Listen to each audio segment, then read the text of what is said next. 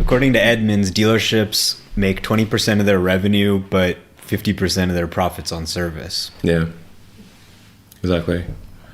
So, and the car companies themselves will often make more than 100% of their profit on selling spare parts. Wow. Yeah. So if the point at which they're making, say, 110% of the profit from selling spare parts, it means that they're actually selling the new cars at a loss. So this is the very difficult thing to overcome.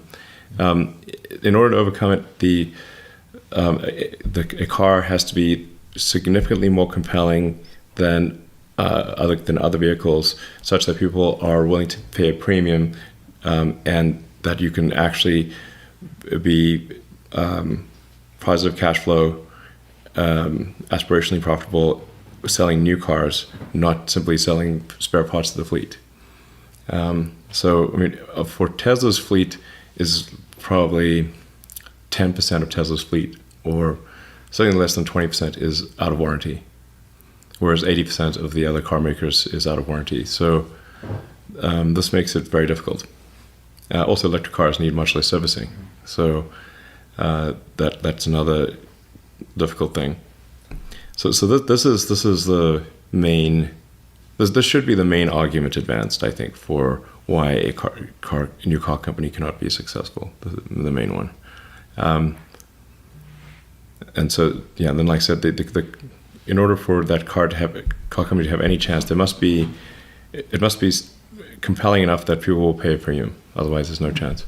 And I think there's actually, in order for a car company to be successful, it has to succeed on two fundamental technology discontinuities. One being electrification, and the other one being autonomy. I think not even pure electrification by itself is not enough. Mm-hmm. So you can but like since the moving production line, there have been two major technology step changes, being electrification and autonomy, and the combination of those two is that's the only opening for a new car company to make it. Yeah, it makes sense. I mean, without autonomy, you'd probably have to wait for EVs to reach price parity. With autonomy, you can drive many more miles and bridge that gap easier. And it's like, well, Tesla's moat in some ways, or not moat, I guess, but like Tesla's advantage in many ways is bigger because like these are two such different technologies that are happening at once that you've been working on while nobody else has. So it's like that much harder to replicate now that it's been accomplished almost. It's very hard for any new car company to enter the market.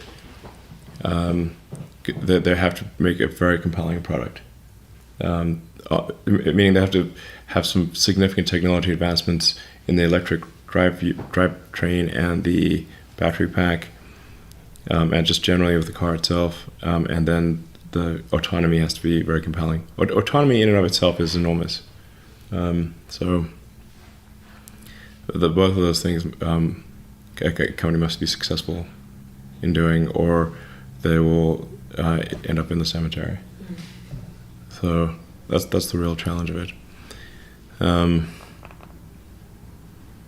Yeah. Well, even with like the software updates, I mean, that's something that no other manufacturer can really even get right. They can't do it over the air. You have to take your car into, because it doesn't work, right? So that's a core component of providing updates. Instead of getting your revenue now from the dealership and spare parts and stuff, you can actually send software as a service. We actually did a whole podcast on this. Well, our goal is to minimize service costs. Yeah. Whereas the other car companies, I wouldn't say the goal is to maximize service costs, but it's certainly not to minimize it.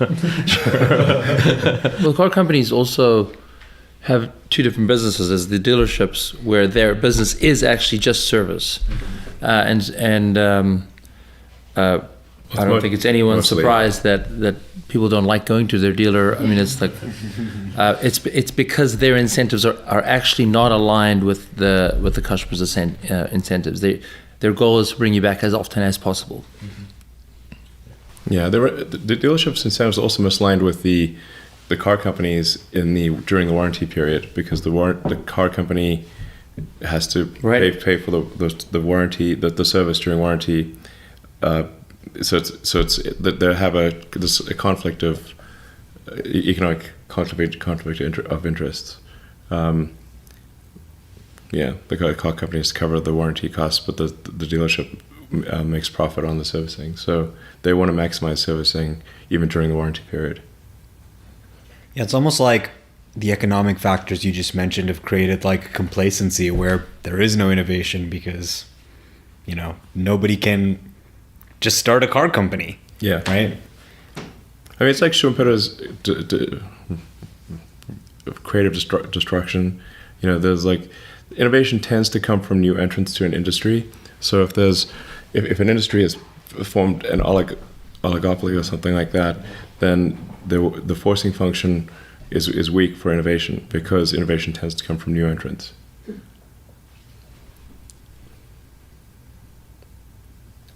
Yeah, so this is the problem with rockets. There's not a lot of new entrants, so innovation forcing function is weak. But it's encouraging to see a rocket booster land. Yeah. And everyone is all like, wow, we can innovate maybe. Yeah, it's actually been surprising how little innovation there's been and despite SpaceX showing reusable rockets, landing and reflying these rockets many times, and we're like, come on, just copy it or something. Same with Tesla. I mean, tech works. Just do the same thing. Didn't Chinese space companies started putting grid fins on their rockets?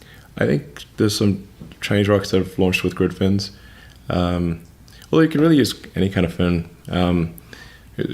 Grid fins just are more predictable across a wide range of speeds. So from hypersonic through supersonic, transonic, subsonic, it's quite easy to predict the behavior of a grid fin, and the center of pressure of a grid fin doesn't change that much. Whereas if you have a fin like a wing-looking thing, that you'll see quite a big change in where the center of pressure is across a wide Mach regime. Yeah, either one would work. The shuttle didn't have grid fins. What do you think about Rocket Lab's approach of trying to use a helicopter to recover the first stage? I think that's going to be harder than it seems. Yeah, I think so. But their booster is quite small. So the issue with helicopters is you run into a max load problem. Like the lifting capability of helicopters is not that great, and that lifting capability drops with altitude. And then the range of a helicopter is also not that great. So then you end up having to have the helicopter on a ship, and then if in heavy weather conditions you can't take off. So that you have to be your weather constraints at the launch point and the catch point are end up limiting your launch availability. And then you got to. It's dangerous. You've got somebody in a helicopter with a pilot trying to catch this thing coming out of the sky. It doesn't sound too sane. There's certainly the potential for something to go wrong.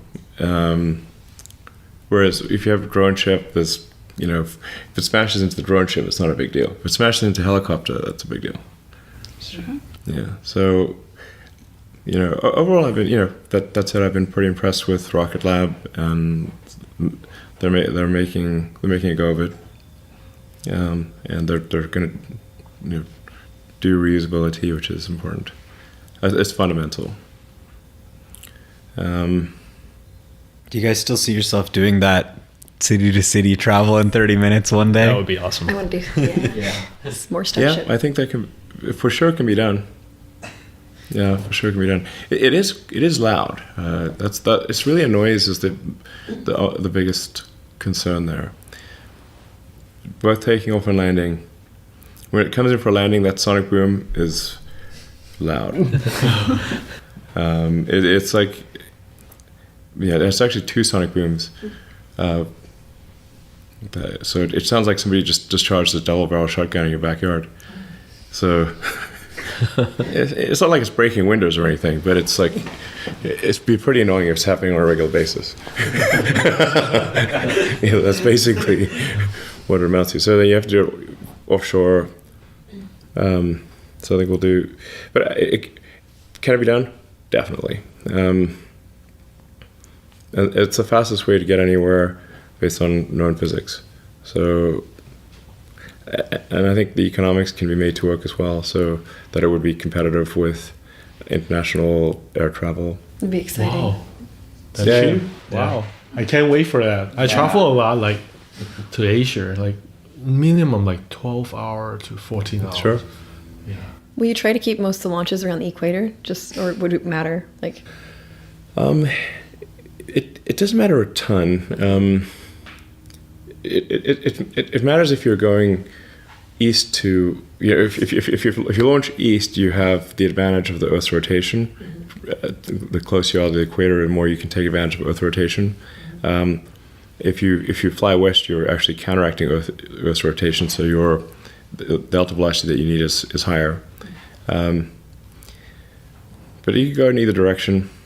I think one of our upcoming launches is actually a retrograde flight. So it's going to go against the Earth's rotation. that'll be fun to watch. Yeah. But if Starship is going to launch so many times a day, how are you going to produce all these Raptors?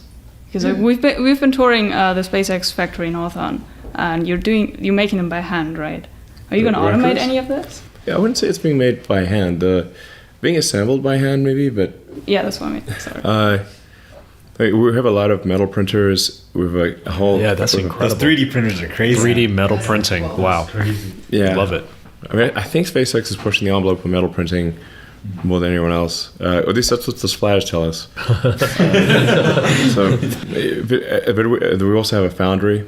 That is cool. We do our casting of exotic parts for a Raptor.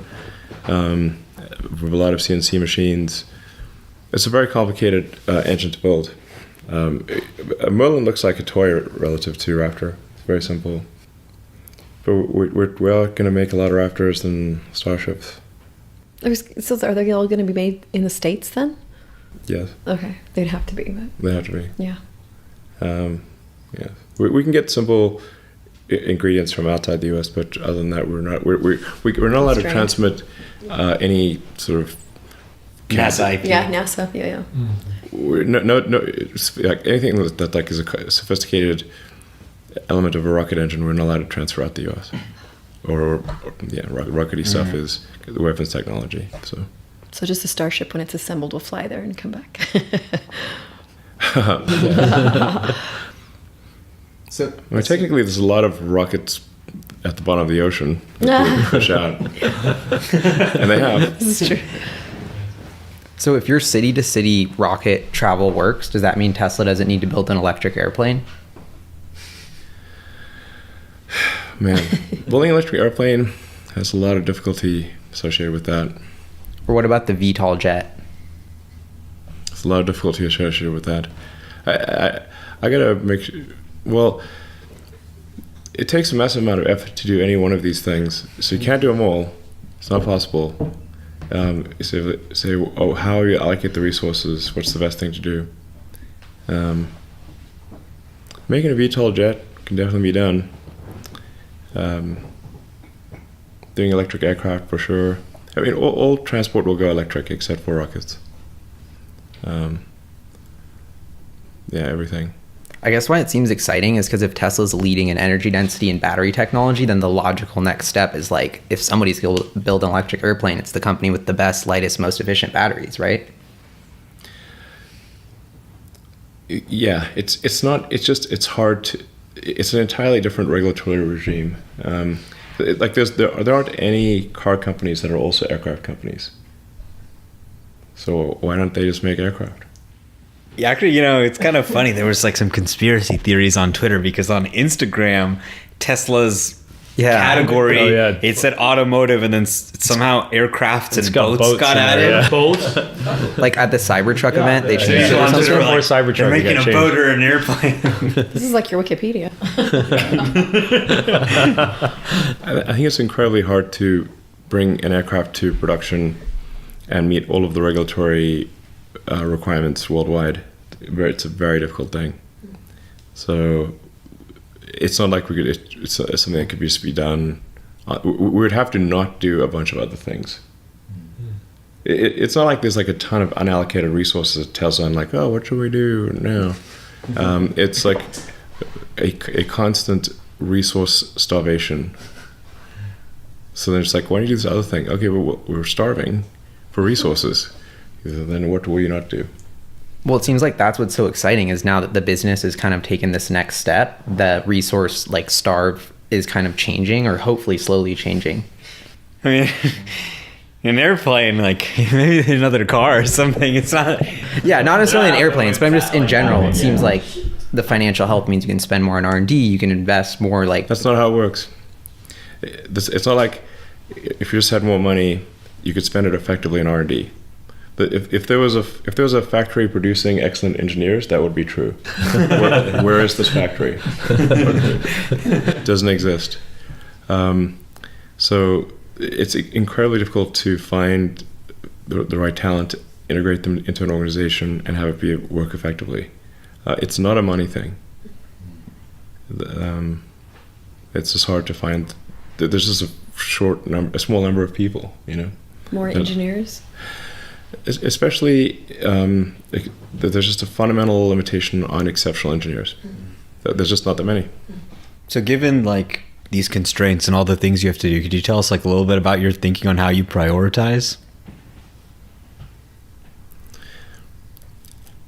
And the prioritizing has usually been out of desperation, not choice. It's not like, oh, let's sit back and how should we spend these resources? It's like, this damn thing isn't going to work. If we don't make it work, we're going to go bankrupt. So, and then so we better make it work. The Model 3 program, there were so many mistakes that were made with the Model 3 program that the entire company had to be devoted to fixing the Model 3 production system. So, we took everyone off solar, almost everyone off battery pack, power pack, and that kind of thing. Anyone who was working on, Roadster, Semi, everyone stop doing that, work on Model 3 or there won't be any Tesla. Yeah. It's kind of amazing. You really bet the whole company to get to this next level, but, I have a Model 3. I couldn't afford a Model S, so, I'm very thankful that you guys decided to bet the whole company. There was no choice. It's like either you got to get to volume. It's a chicken and egg situation. You can't make the car at an affordable price unless you have high volume. Unless you have high volume, you can't get an affordable price. So now what do you do? Yeah. How do you bootstrap this thing? You basically just got to take a giant flying leap at high volume and hope you get to grab a cliff ledge with your fingertips. Yeah, it seems like it's like that Indiana Jones where he's like riding down the thing, and here's what it actually feels like. It's like that, what Temple of Doom, whatever, where it's like there's a damn boulder chasing you down. Okay, arrows shooting, and there's a big hole in the ground. Can you make that game? And you're gonna jump across the hole in the ground, and if you slow down, the boulder's gonna crush you. This is what it feels like. It's not like, I wonder what we shall do. It's like boulder, hole in the ground, and then jump across or you're gonna die. So that's basically, get the situation. At this point, maybe we could say okay, what shall we do at this point? The biggest problem we have to solve right now is just having production on each continent, because it's insane to be making cars in California, shipping them to Europe and Asia. This is, as it is, making cars in the Bay Area is pretty absurd. And then you also got to ship those cars halfway around the world. So you got all this finished goods inventory on the water. So that's a very high capital carrying cost. And you can finance part of it, but not all of it. So, then you got the transport costs, you got tariffs, you got, every time a car gets loaded or unloaded, there's some potential for damage. It's not zero, so it just creates a lot of cost, and then it's hard to manage. And like the factory complexity in California is amplified because you've got several different regulatory regimes. So you're building, it seems like you're building Model 3, but you're actually building several versions of a Model 3 depending upon whether it's going to China, Japan, Australia, Europe. Then you got goddamn right-hand drive. Okay. It's like every night everything's gonna go. Oh yeah. Because of some random bureaucratic decision 100 years ago. Right-hand drive, left-hand drive. This is a mega pain in the ass. Put it in the middle. Yeah, absolutely. And all these different languages, you know, you can't have like warning labels in English if they don't speak English. It's like, I don't know what it means. So there's stickers all over the place for, you know, 17 different languages or whatever it is. And that's all in one factory. So the complexity amplifies the difficulty of manufacturing. And then you kind of get into the cycle where in the first month in the quarter, or let's say first 6 weeks in the quarter, you build cars for Europe and Asia, and you get them on the boats. And then for the next, say, 3 weeks, you build cars for the East Coast of the US or North America. And then the final 3 weeks, you build cars for the West Coast. So the deliveries early in the quarter look very, very low, and they spike exponentially at the end because basically all the cars arrive at the customers at the end of the quarter. And then we're like, then we'll have these conversations. We've got to get out of this wave, and they're like, well, they'll punish us very badly if we get out of the wave because the financials will look horrible. Yeah. So then we end up, okay, we'll do the wave again. And so now we've got a factory in Shanghai that'll go a long way towards alleviating the complexity and the cost. You know, we'll have far fewer goods that we need to finance that are on boats. If we get, once we get the factory going in Berlin, or Brandenburg technically, it's close to Berlin. Then this massively reduces the complexity of production and reduces the fundamental cost of the vehicle. So this will really de-stress the company a lot. So local production will break the wave. Local production will break the wave.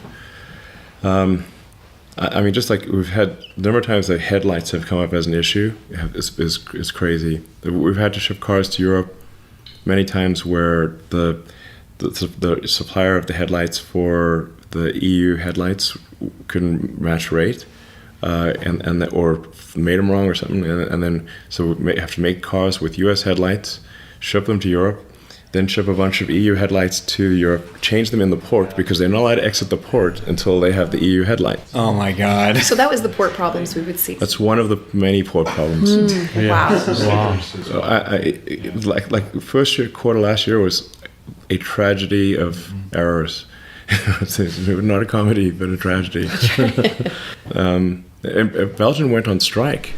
Right, and they're like, what do you mean Belgium's on strike? I'm like, yeah, a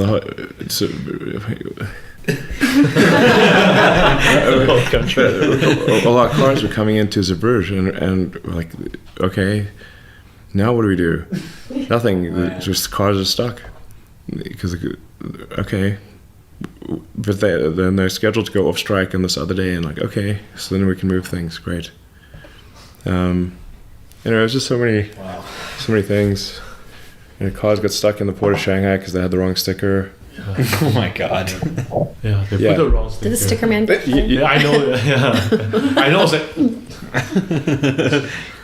It's better off like just made it in China. Absolutely, China. for sure. Like, totally agree. You don't have to spend like 2 weeks, 3 weeks on the ocean, go there and wrong sticker. And you have to wait and replace. People don't appreciate Giga Shanghai yet completely. Not until recently. Not yet. I don't think people have realized it. Not fully. It's extremely important.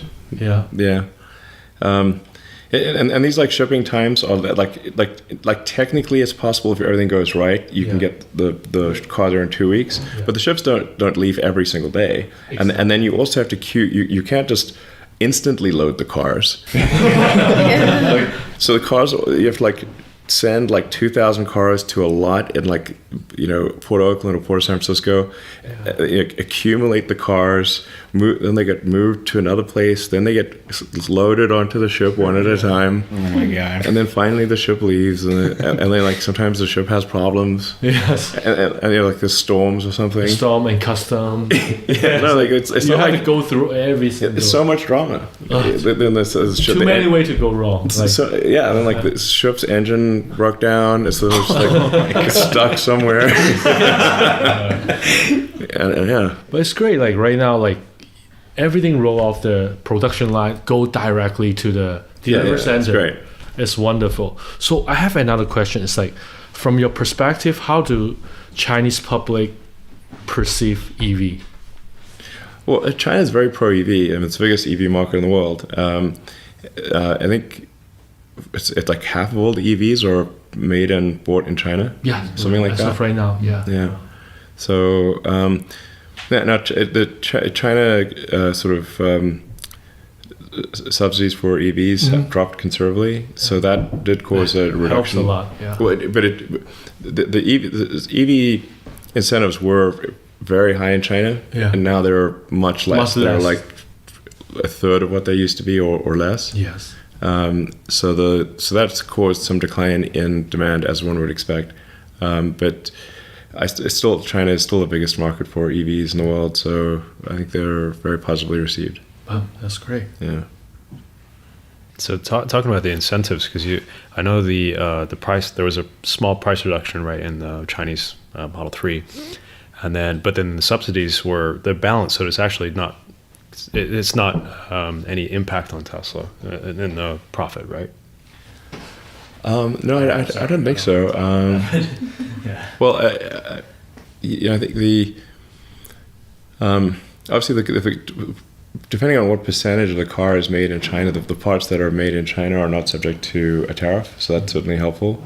We also save on logistics, and generally we found that locally sourced parts in China cost less than in the US or Europe. So this is all pretty helpful. Also, the Tesla got added to the purchase tax exemption, which all the other. This is.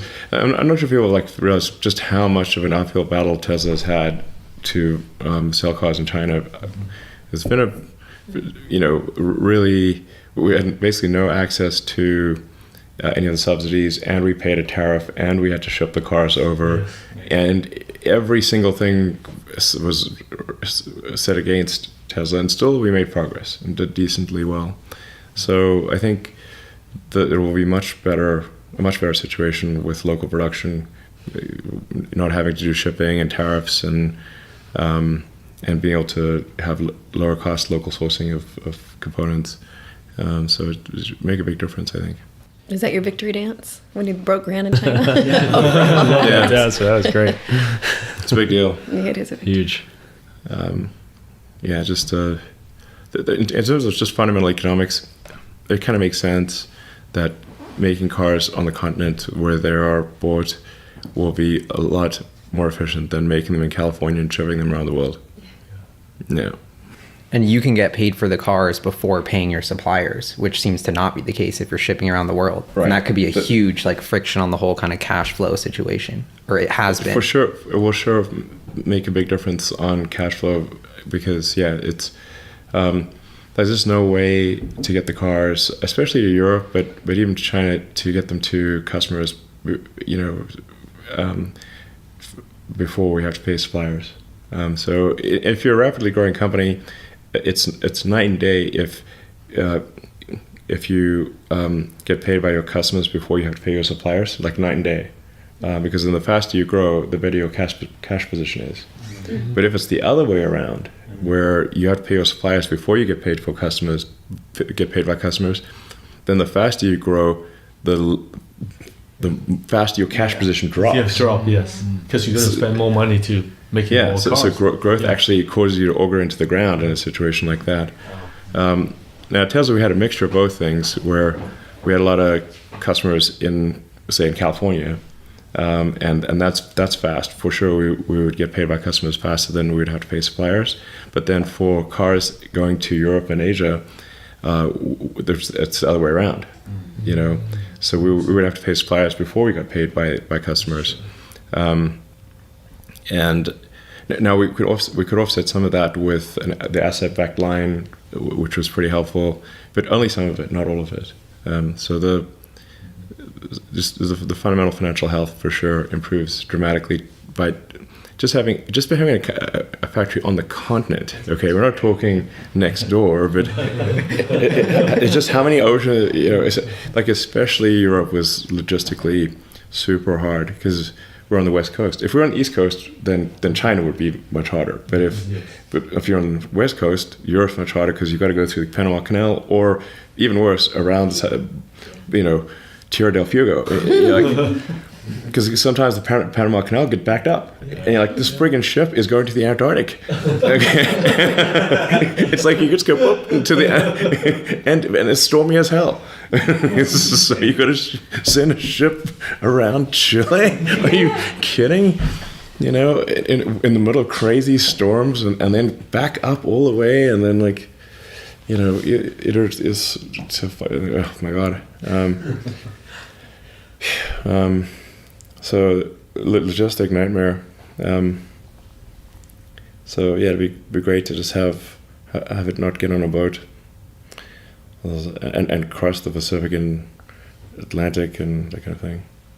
So maybe similar to Vincent's question earlier, what's the biggest advantage in choosing Berlin compared to other European countries? Berlin has the best nightclubs. That's true. Have you been? I went to Bergheim once. Really? Yeah. Holy shit. That's cool. Yeah, so several years ago. Well, no, I don't know. I mean, we looked at a lot of different locations, and I mean, sort of, I don't know. We could have put it in a lot of locations. We needed to move quickly, and actually this place, you know, it's like whatever, 30 minutes to the outskirts of Berlin, technically in Brandenburg. It actually was a location that BMW was going to put a plant there. So a ton of the environmental work and all of the permits and stuff had already been done, and then for some reason BMW chose a different location, but there's like, I guess, something on the order of a year's worth of environmental you know, paperwork and stuff that's been done on that location for an auto plant. Awesome. So that it made it one of the quickest places to get going, and generally, like the government, local and state government, was very supportive. So, you know, I went there, and it's like, okay, this seems like some pretty good vibes. This place, so it's a lovely part of this lovely place, and there's an opportunity for, like, it's close enough to Berlin that, say, young people could still, you know, live in an apartment in Berlin and commute to the factory. It's right. There's a train station. They're actually going to move the train station. It's a small train station, but they're going to move the train station to where you can literally get off the train and be right at the Giga Berlin. Oh wow. Wow. That's great. Yeah. That's great. That's perfect. You could literally just pop right off, and you just walk. Wow. You don't need a bicycle. So then it's like, okay, this is pretty cool. And you know, so young people could be in Berlin apartment and still, you know, come work at Giga Berlin.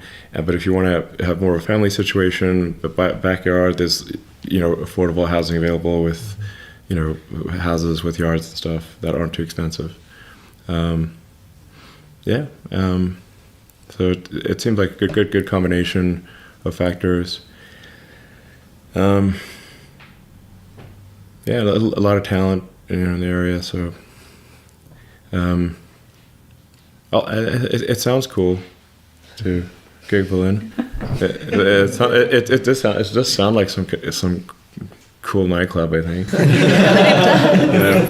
Yeah, you could definitely have a cool nightclub that was called that. People were like, yeah, that sounds good. Giga Shanghai too. It sounds pretty cool. Pretty We fun. should party in Giga Shanghai. Yeah, we should have like a rave cave in the. Giga So that's Balloon. space around the factory side. Yeah, Well, you should have like your own nightclub. yeah. I think that'll be who doesn't know. Who doesn't? We should do that. I feel like I'd go for sure work at a company that's got the nightclub. That sounds way more fun. Didn't you want to put a roller coaster into the Fremont factory? Yeah. You still gonna do that? I mean, I think that would be pretty fun to do. Yeah. I think we could just like do, just basically have like, we just needed a rail that can support like a modified Teslas, and then Yeah. Oh my god. Can you imagine a plaid yeah, just like zip around and around the factory in like 5 seconds? Tours would be booked for months. Yeah, we should get in right now. Awesome. yeah, we kind of actually in various parts of the factory we have vehicle conveyance systems. They just don't move that fast, but they're kind of like roller coasters that You move could slowly. speed them up. Yeah, you can speed them up. Exactly. So yeah, but yeah, overall, I'm feeling pretty. I don't want to tempt fate or anything, but feeling pretty good about where things are headed.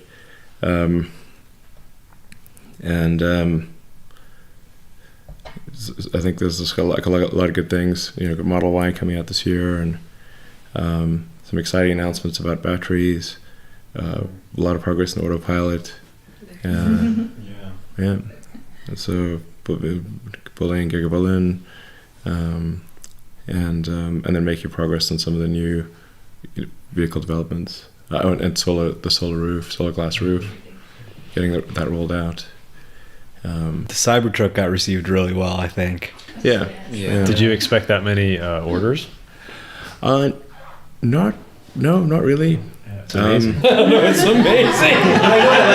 When I first saw the Cybertruck in Franz's design studio, I mean, Elon had told me that this was a daring design. Although I think you're the most excited about this design than any design. Yeah, I think it's our best product ever. Yeah, and I saw it. I was just taken aback, and not by the design so much, by the pure aggression that the truck. You stand in front of it, and you're like, okay, I'm afraid. It really is like a badass truck. Yeah. Well, it seems like a lot of reasons why people buy pickup trucks, in the US is like because it's like the most badass truck. Like which one's the toughest truck, and it's like what's tougher than a truck? A tank. Like a tank from the future. So it's like my niece in Cochrane, which is near Calgary, she's a dirt bike rider champion, and already 5 Cybertrucks were ordered just the day. 5 Cybertrucks. Because they Just in case the first 4 are busy. Yeah, 5 of her friends ordered. She's done her. And she's also put it already. yeah, absolutely. They just love it. Yeah, it's literally like how you out tough a truck. You just make a futuristic armored personnel carrier, and that's tougher than a truck. And I feel like autonomy will probably be very mature by the time it ships too. For sure.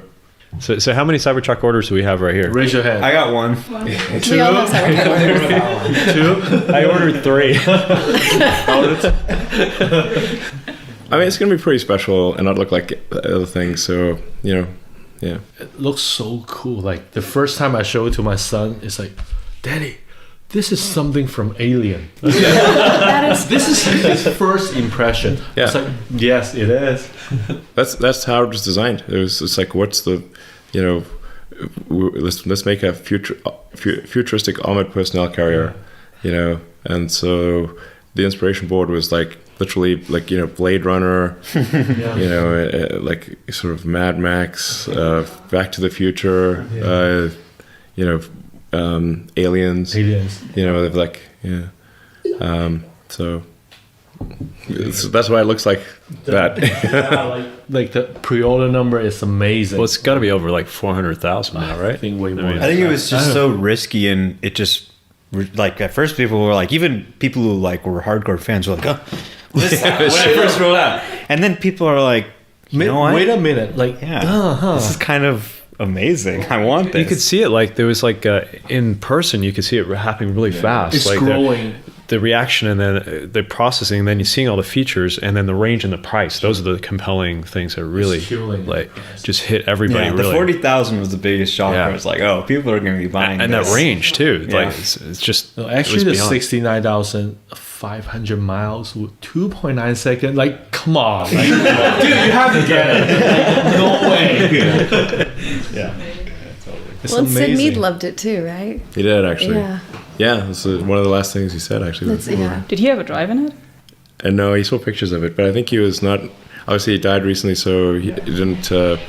He saw pictures and he said, "Yeah, that's great." And he said, "Send us a note, like he loves it." You know. That's wonderful. Yeah. So, but you know, you want to have these things that inspire people. It feels different. Not like everything else is like the same.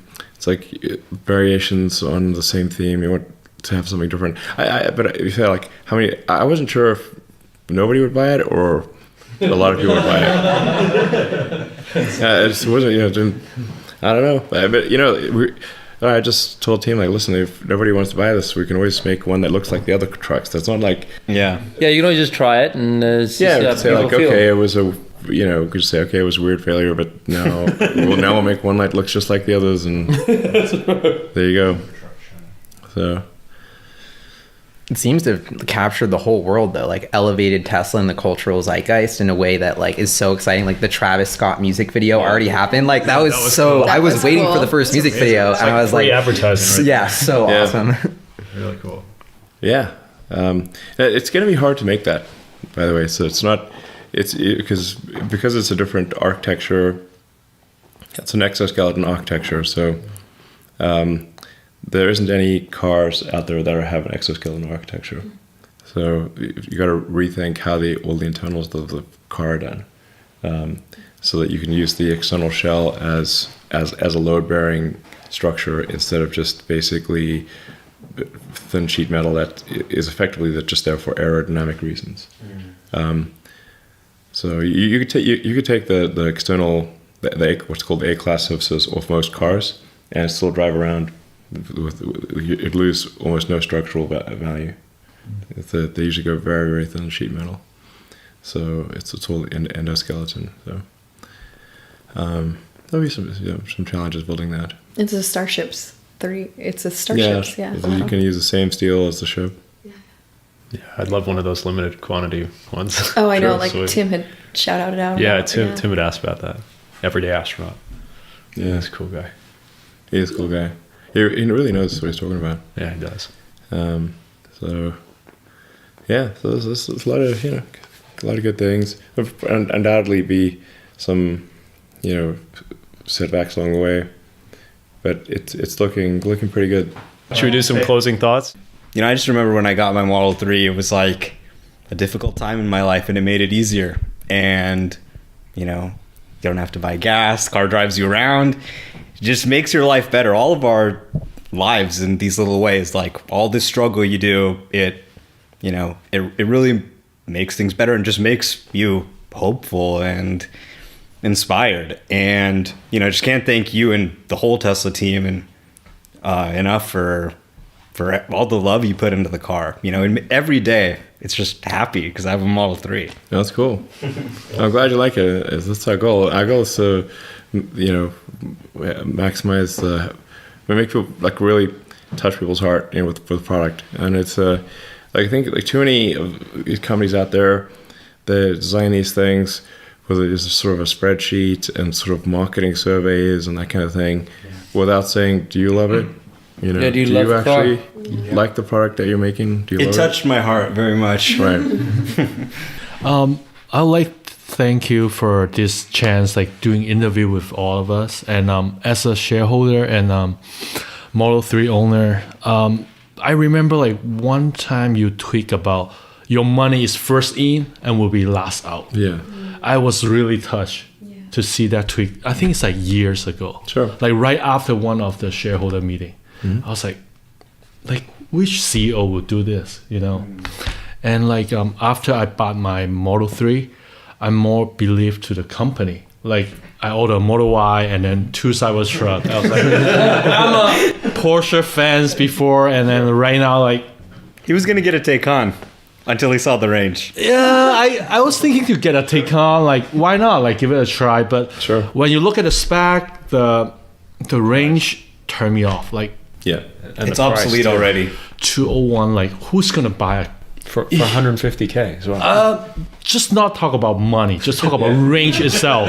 The spec, it's not there yet. Yeah. So with like 150K plus, like nobody gonna buy it. Yeah. So thank you, Elon. And Absolutely. yeah, thank you very much. Well, yeah. Well, thanks you guys for your support. It really makes a difference. Yeah. Yeah.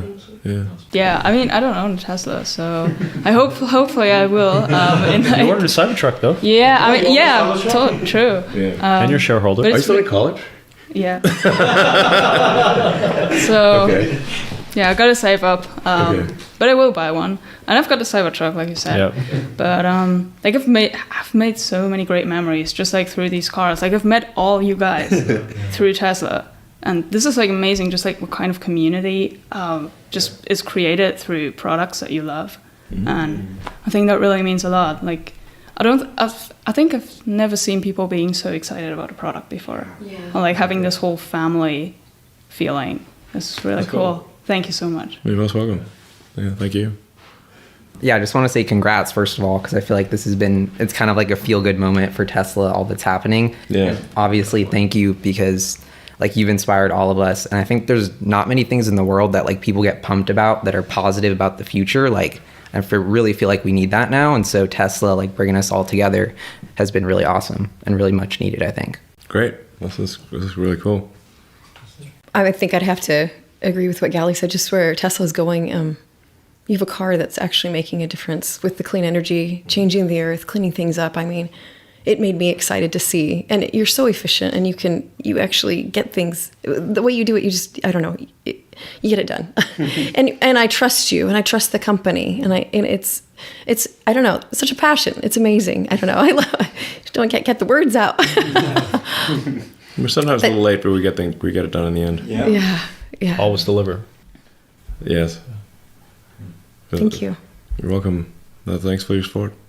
Well, I just want to say, like, how I described this podcast, like it kind of just grew out grassroots, right? And I look at you as also part of the community. You're as much third row as all of us, right? So I mean, I'm really grateful you were able to come on this and also tell the story. Absolutely. Show more people. I hope we can do it again too, because I'm sure there's going to be things that come up that we want to set the record straight too. Yeah. And maybe have some celebrations too. So yeah, sounds good. Yeah, I mean, there's a lot of exciting things. Probably, like I said, some, disasters and drama along the way. It's never 100% good. We'll be there to help. So yeah, I mean, it's always good to get feedback. Like if you're in my position, what would you do? Right. Like a lot of times, like I just don't know if something's wrong. I just don't even know it's wrong. I have to learn it somehow, and then allocate, try to figure out, okay, how do we deal with all these different issues? Scaling service effectively is very difficult, for example, and so that's like it's like a mundane thing, but it's very important. Definitely. Yeah, I think the mobile service is incredible. And, yeah. I mean, I'm on my 5th Tesla now. Yeah. Not the last, because I just keep upgrading them. Yeah. Because the last one, I have a P100D Model S, which is outside right there. And I have I got the license plate Get Tesla. Yeah. I thought, if you want it, I would love to give it to you. So, yeah, thank you again. Thank you. You're welcome. Cool. Elon, can you sign my Model 3? Sure. Oh, yeah. And my Model S, too. All right, cool. Okay, thank you.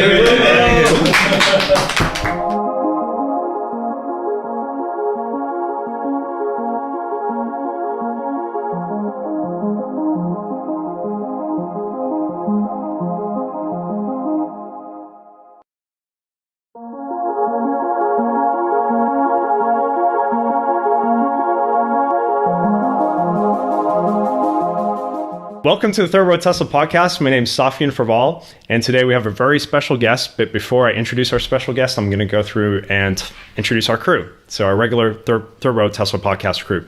So today we have Omar Kazi, Tesla Truth. Boom. And we have Kristen from Hi. K10. Thank you. And we got Vincent Yu from Tasmanian. Hi. All right, great. And then we got Galileo Russell from Hyperchange. What up, third row? And then we got Viv, who's Falcon Heavy. Hey.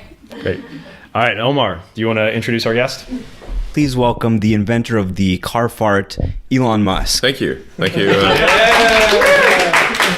Please put that on my gravestone. Love it. So yeah, it's kind of crazy that we're actually all here, and thank you so much for doing this. Yeah, you're welcome. We're all Tesla customers, fans, and it's really good that it's finally happening. And I remember that I was looking at your Wikipedia tweet that it's like this bizarre fictionalized version of reality, Yeah. and I replied to him like, why don't you come on a podcast and like tell your fictionalized version of reality? Sure, exactly. Until my fictionalized version. And you replied, okay, sure. And I was kind of like taken by surprise by that. And you know, the way you engage and listen to your customers online, it's like I've never seen anything like that from, you know, a CEO of a public company or Sure. any executive. So can you tell us a little bit where that came from, why you communicate directly instead of like having this PR strategy that most companies have? Sure. Well, I mean, it started out. I actually had one of the very first Twitter accounts, like when it was like less than 10,000 people, and then everyone was tweeting at me like what kind of latte they had at Starbucks, and I'm like, well, this seems like the silliest thing ever. So I deleted my Twitter account, and then someone else took it over and started tweeting in my name. Yeah, and then a couple of friends of mine, Will Lee and Jason Calacanis, they both said, hey, you should really use Twitter to get your message out, and also somebody's tweeting in your name and they're saying crazy things. So I was like, I'll say crazy things in my name. Did you have to pay them? No, they I'm not sure who it was, but it was for some reason I don't know. I got my account back. Great. And then I was just, I don't know, to some degree it's like just sort of, I just started tweeting for fun, really. And my early tweets were quite crazy. As I was trying to explain, like the arc of insanity is short, in that it's not very steep, because it started off insane. And so if it's still insane, it's, it hasn't changed that much.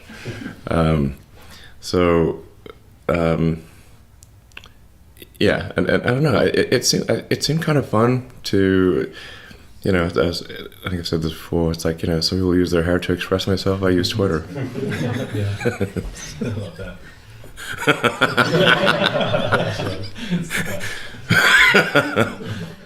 Why do you like Twitter so much? I mean, you could use Instagram, As for opposed to example, other but platforms. Yeah, exactly. Well, like I don't trust Facebook, obviously, and then Instagram is fine, but it's I think not exactly my style. It's hard to convey a sort of intellectual arguments on Instagram. It's hard on Twitter too, but it's but you can't. It's so. Instagram is also owned by Facebook, and I was like, Deleted. Yeah, I just deleted it. It's like I don't really need to if I need to say something, I only really need to say it on one platform, pretty much, and so if I'm trying, and I don't want to spend too much time on social media, so it's just like, if people want to know what I'm saying, then they can just sort of go to Twitter. I'll just keep doing that as long as Twitter is good, I suppose, more good than bad. Yeah. Crypto scammers are really... I understand that. They've been taking advantage of Vincent recently. Yeah, I know. Really? Yeah, there's like 10 Vincents out there. Oh, right. Well, they copy everything and just like change one Yeah, little they thing. use my avatars and then the picture, and then they just post like right below Yeah. your tweet. Yeah. I was like, wow. Yeah. And they block me too. We fight them all the time. We're always like reporting them. Like every day we report like 10 people. Yeah. Yeah, I have so many exactly conversations with Twitter. Like, come on, can you just like? I think it would take like 3 or 4 customer service people to just look at this. It's crypto scam. Block it. It should be easy. It should be easy. But then, like my wife, Vegan Shelly, I think you liked a tweet the other day. She got banned for like replying to one of your tweets and quoting like the video inside of it, and then she got suspended for like a day or something. I was like, "What the heck is going on?" Yeah. So it's just weird how the algorithm works. Yeah. So. Yeah, there's a lot of manipulation, but going back to the Wikipedia page, it's kind of interesting. Just what a decade you've had. I remember I was reading somebody's article. I think they interviewed you in 2009 or something like that, and they said, if you had met Elon Musk in 2009, right after the recession, they're like struggling with the Roadster. You never would have thought that you are where you are today. You're, launching astronauts into space. We will be, hopefully. This year, servicing the International Space Station. I mean, Tesla with the Model 3, the Model Y, electrification really, without Tesla, it would not be where it is today. You see where the other legacy automakers are, they're not doing great. So, looking at kind of like this, like you've become this legendary figure, and looking at kind of like how people kind of see you, kind of the Ashley Vance biography or Wikipedia page, what is it that really kind of sticks out to you or, makes you laugh? Like that's just completely off base. Yeah. Well, I think I mentioned that I kept getting referred to as an investor in like a bunch of things. And it's like, but I actually don't invest really except in companies that I help create. So I only have the only publicly traded share that I have at all is Tesla. I have no diversity on publicly traded shares. It's like us. Nothing. So, that's quite unusual. So, almost everyone diversifies to some degree. And then the only stock that I have of significance outside of Tesla is SpaceX, which is a private corporation, and then in order to get liquidity, which is mostly to reinvest in SpaceX and Tesla, and occasionally in provide funding for much smaller projects like Neuralink and Boring Company, then I'll actually take out loans against the Tesla and SpaceX stock. So what I actually have is whatever my Tesla and SpaceX stock is, and then there's about $1 billion of debt against that. So, which it's this is sometimes taken to imply that I'm claiming that I have no money, which I'm not claiming. But it's simply to make it clear that you'll see some number, some big number in Forbes or something. People will think I have the Tesla and SpaceX stock and I have the cash, and I'm being somehow I'm just sitting on the cash doing nothing with it, and hoarding resources. I'm like, no, it's the only alternative would be to say, okay, let's give the stock to the government or something, and then the government would be running things, and the government just is not good at running things. That's the main thing. I think there's like a fundamental sort of question of consumption versus capital allocation. This is probably gonna get me into trouble, but the paradigm of say communism versus capitalism, I think, is fundamentally sort of orthogonal to the reality of actual economics in some ways. So what you actually care about is the responsiveness of the feedback loops to the maximizing the happiness of the population. And if more resources are controlled by entities that have poor response in their feedback loops, so if it's a monopoly corporation or a small oligopoly, or in the limit, I would say a monopolistic corporation in the limit is the government. So this is not to say people who work at the government are bad. If those same people are taken and put in a better sort of operating system situation, the outcome will be much better. So it's really just what is the responsiveness of the organization to maximizing the happiness of the people, and so you want to have a competitive situation where it's truly competitive, where companies aren't gaming the system, and then where the rules are set correctly, and then you need to be on the alert for regulatory capture, where the referees are in fact captured by the players, which is and the players should not control the referees, essentially, which can happen. I think like that happened, for example, with I think the zero emission vehicle mandate in California, where California was like really strict on EVs, and then the car companies managed to sort of, frankly, in my view, trick the regulators into saying, okay, you don't need to be so hardcore about the EVs, and instead you say fuel cells of the future. But fuel cells are, of course, many years away, so forever. So they let up the rules, and then GM recalled the EV1 and crushed them in a junkyard, which was against the wishes of the owner. Yeah. I mean, they all lined up to buy them, and they wouldn't let them buy it. Well, I mean, Chris Payne did this great documentary on it, and it's like the owners of the EV1, which by the way wasn't actually that great of a car, but they still wanted the electric car so bad that they held a candlelit vigil at the junkyard where cars were crushed. Oh wow! It was like a prisoner being executed or something like that. That was literally. I know. And like, so when is the last time you even heard of that for a product? Right. GM stops the product. I mean, what? I mean, listen, man, they're not doing that for any other GM product. Yeah. No. Have you thought about doing the EV2? It's kind of sometimes hard to get through these guys. So, anyway, I think that's a very important thing. So generally, we could see like these oligopolies forming, or duopolies, and then you get effective price fixing, and then they cut back on the R&D budget. Like kind of a silly one, frankly, is like candy. Like there's a candy oligopoly, and it's like we don't see much innovation in candy.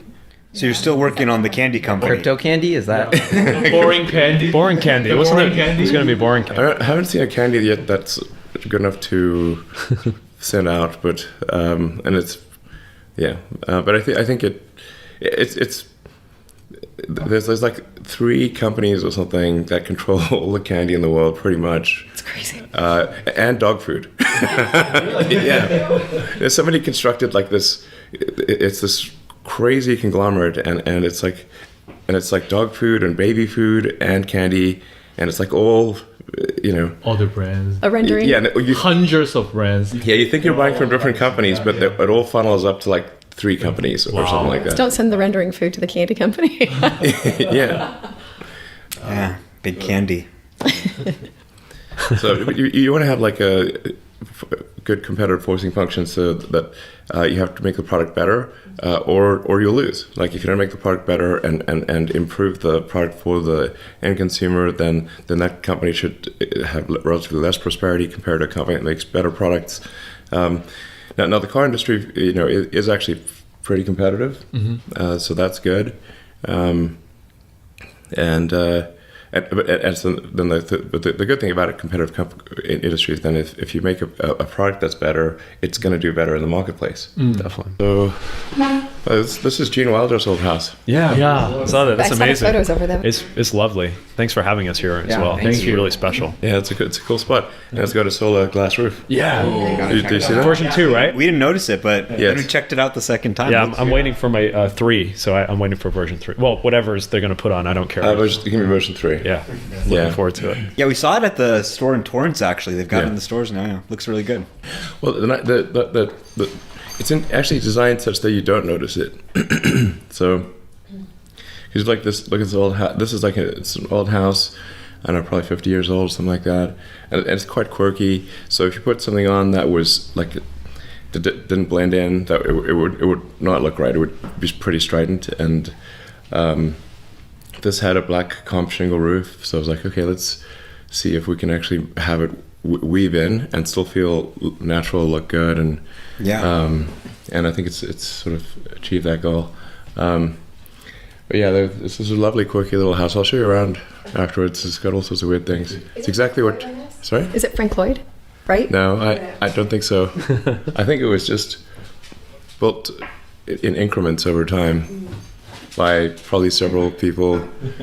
But they would have just knocked it down and built a giant house here. So it's like, So glad they didn't. yeah, it's super cool. Really amazing.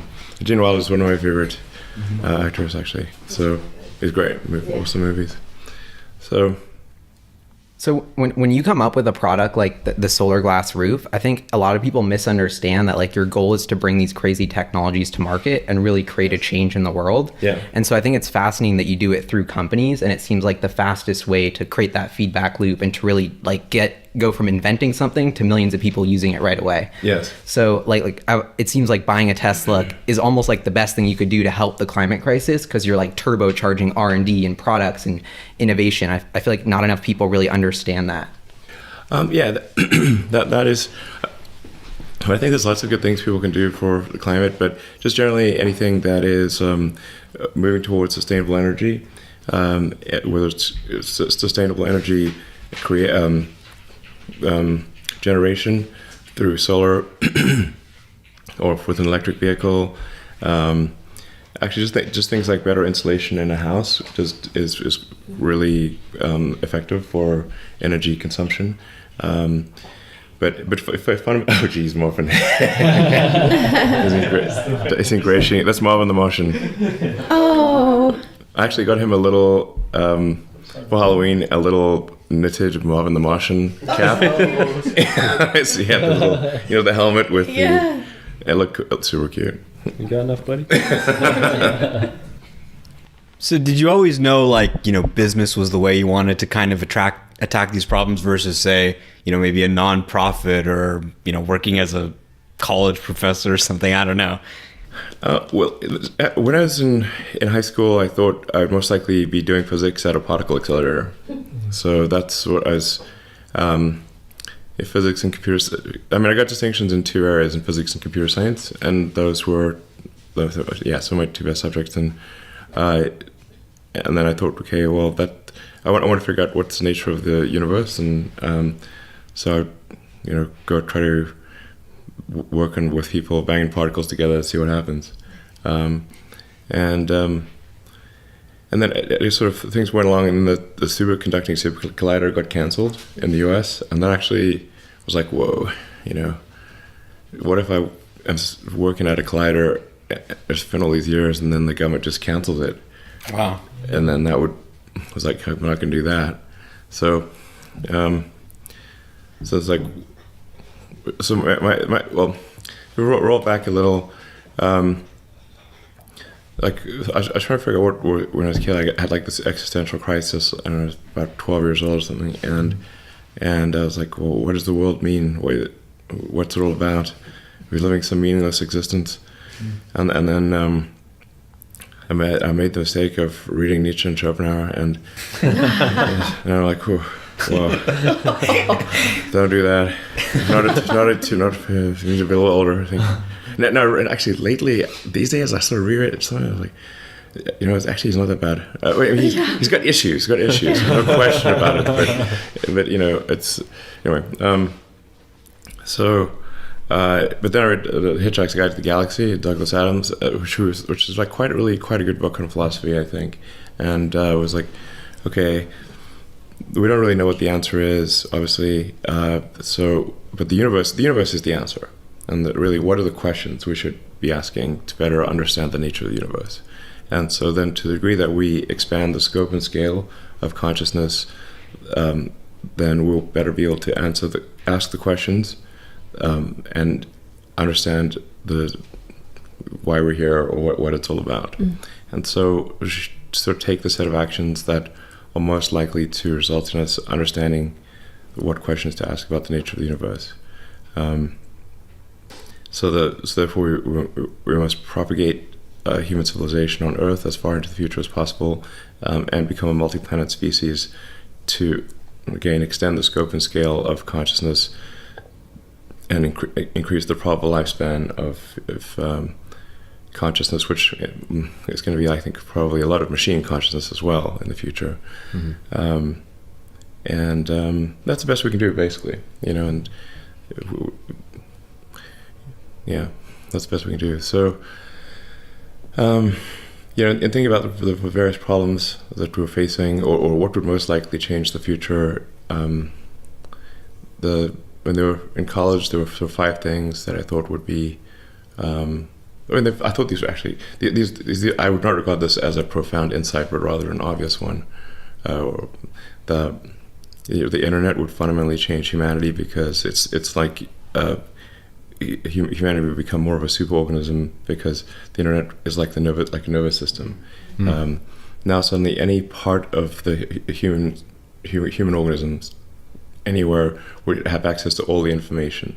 Amazing. Instantly. Neuralink. Hey, well, I can imagine if you didn't have a nervous system, you wouldn't know what's going on. Your fingers wouldn't know what's going on. Or your toes wouldn't know what's going on. You'd have to do it by diffusion. Oh gosh.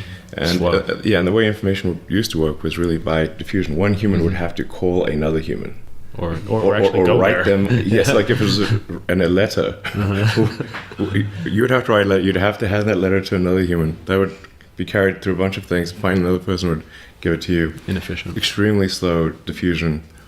And if you wanted access to books, if you did not have a library, you don't have it. That's it. Right. So now you have access to all the books instantly, and if you can be in a remote, mountaintop jungle location or something, and have access to all of humanity's information if you've got a link to the internet. This is a fundamental, profound change. So that's one thing. I was on the internet early because of in the physics community that was pretty normal, although its interface was almost entirely text and hard to use. But then another one would be obviously making life multiplanetary, making consciousness multiplanetary, changing human genetics, which obviously I'm not doing, by the way. There's a thorny subject. But it is being done with CRISPR and others. It will become normal to change the human genome. It will become normal. Like, what's the opportunity? Like, why is that something that's inevitable? Or, well, I think for sure, as far as say getting rid of diseases or propensity to various diseases, then that's gonna be like the first thing that you'd want to edit out. So it's like if you've got like your a situation where you're definitely going to die of some kind of cancer at age 55, I prefer to have that edited out. Yeah, definitely. So I think it's just edit that out. There's the Gattaca sort of extreme thing where it's not really edited out, but it's like it's edited in for various enhancements and that kind of thing, which probably will come too. But I'm not saying arguing for or against it. I'm just saying this are more likely to come than not down the road. Yeah, so then AI, really major one. So these are all big motivational factors, to keep our consciousness going. Oh, and it's sustainable. Yes, so sustainable energy. So sustainable energy actually was something that I thought was important before the environmental implications became as obvious as they are. It's simply because if you mine and burn hydrocarbons, then you're going to run out of them. Because it's not like mining sort of say metals, for example. If we recycle steel and aluminum, and because that's just it's not a change of energy state. Whereas if you take fossil fuels, you're taking some from a high energy state, converting it to a lower energy state like CO2, which is extremely stable. So whereas we will never run out of metals, not a problem. We will run out of mined hydrocarbons. And then necessarily, if we've got billions, ultimately trillions of tons of hydrocarbons that were buried deep underground in solid, liquid, or gas form, whatever, but they're deep underground. You suddenly move them from deep underground to the oceans and atmosphere, you will have a change in the chemistry of the surface, obviously. And then there's just a certain probability associated with, well, how bad will that be? And the range of possibilities goes from mildly bad to extremely bad. But then why would you run that experiment? That seems like the craziest experiment ever.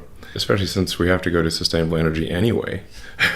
Why would you run that experiment? It's just the maddest thing I've ever heard.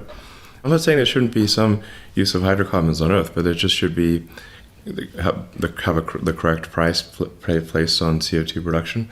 And the obvious thing to do is have a carbon tax. It's a no-brainer. Every, I don't know, 90+% of economists would say this, and I think of physicists, and it's just the market system works well if you've got the right price on things. It's very, very simple. And if you've got a price of zero, effectively, or very low, then it's people will behave accordingly. So it's just that's the thing that needs to get done. I think it will get done. And then if over time, as you raise the price on carbon, you can actually, I think, encourage sequestration technologies over time. And there'll be a lot of innovation in that regard. And that's the right way to do it. So you had these realizations about, areas of big value, and you went and started Zip2. You sold it, got 20 million cash. You were the largest shareholder of PayPal at the time eBay acquired it. I think you got 160 million or something like that. You have enough money basically for an entire lifetime. Why go and put your money into SpaceX, which is a huge risky operation, or Tesla? Why not just kind of relax? Sure. Basically, I graduated from Penn with basically physics and economics, and then we actually did a road trip to Stanford with Robin Wren, who was in my physics class, and now works at Tesla actually. That's cool. Yeah, and he grew up in Shanghai. Yeah. So. That's cool. Yeah, he's a very smart guy. He ended up continuing at Stanford, and I ended up going on deferment a couple days into the semester. But I was going to be studying material science and the physics of high energy density capacitors for use in electric vehicles. So the intent was, I was going to go, okay, I'm going to work on energy storage solutions for electric vehicles. And I'd worked at a company called Pinnacle Research for a couple summers that did high energy density capacitors. I was going to try to do effectively like a solid state version of what they were doing with it's going to get very complicated from a technical standpoint, but they were using a ruthenium tantalum oxide. Ruthenium is extremely rare and expensive. You cannot scale that. So it's like, can you find a substitute for ruthenium? But we're able to get to energy density is comparable to a lead-acid battery, but with incredibly high power density. So, what do you want? I can go down a deep rabbit hole there, but what's the purpose of a supercapacitor in an EV? Ultra capacitor. No, I think with the advent of high-energy lithium-ion batteries, a capacitor is not the right path. What was your thinking back then, though, that made you think it could be useful for EVs? I want to use advanced chip-making equipment to make capacitors that were precise at a molecular level. So at the, just a level of precision that was sort of unheard of in capacitors. Like capacitors, energy is a function of its area and a separation distance. So if you can have very tiny separation distance, and you can inhibit quantum tunneling. Like I said, how deep things get pretty esoteric. So you're going to inhibit quantum tunneling, get a very short gap, and then you could, in theory, get to very high energy densities by making capacitors in the way that you would make an x86 processor. And since there were tens of billions of dollars going into chip making R&D, that I thought there might be a way to make an advanced capacitor using chip making equipment instead of the conventional means. So is it off the table? Ultracapacitor? It's unnecessary. Okay. Interesting. It's unnecessary. I think it probably is physically possible, but it's unnecessary at this point. I mean, I know a lot of people were talking about Maxwell, and they'd been working on some stuff with capacitors. But the funny thing is that when I was doing my internships at this advanced capacitor company called Pinnacle Research, which was in Las Gatas, we talked a lot about Maxwell. And Maxwell was also trying to make high energy density capacitors. Now Tesla acquired Maxwell. It's so Full cool. circle. That's awesome. Yeah. Wow. We're looking forward to that investor day. Yeah. It's kind of a big deal. That's great. Great to know. Maxwell has a bunch of technologies that are that where if they're applied in the right way, I think can have a very big impact. Like the dry electrode stuff? That would be one of them. Oh, That's a big deal. Yeah, for sure. okay. Much bigger deal than it may seem. Yeah. And there's a few other things. With the space that it takes up for the ovens, that for the current technology, you can save all that real estate space now. That's one aspect, and the cost reduction, the weight savings. I mean, there's so many pluses, right? Yes, I mean, there's many things there, but I'll have to wait until whatever battery day. Sure. Which is hopefully in a few months. But I think we've got some pretty exciting things to share. So.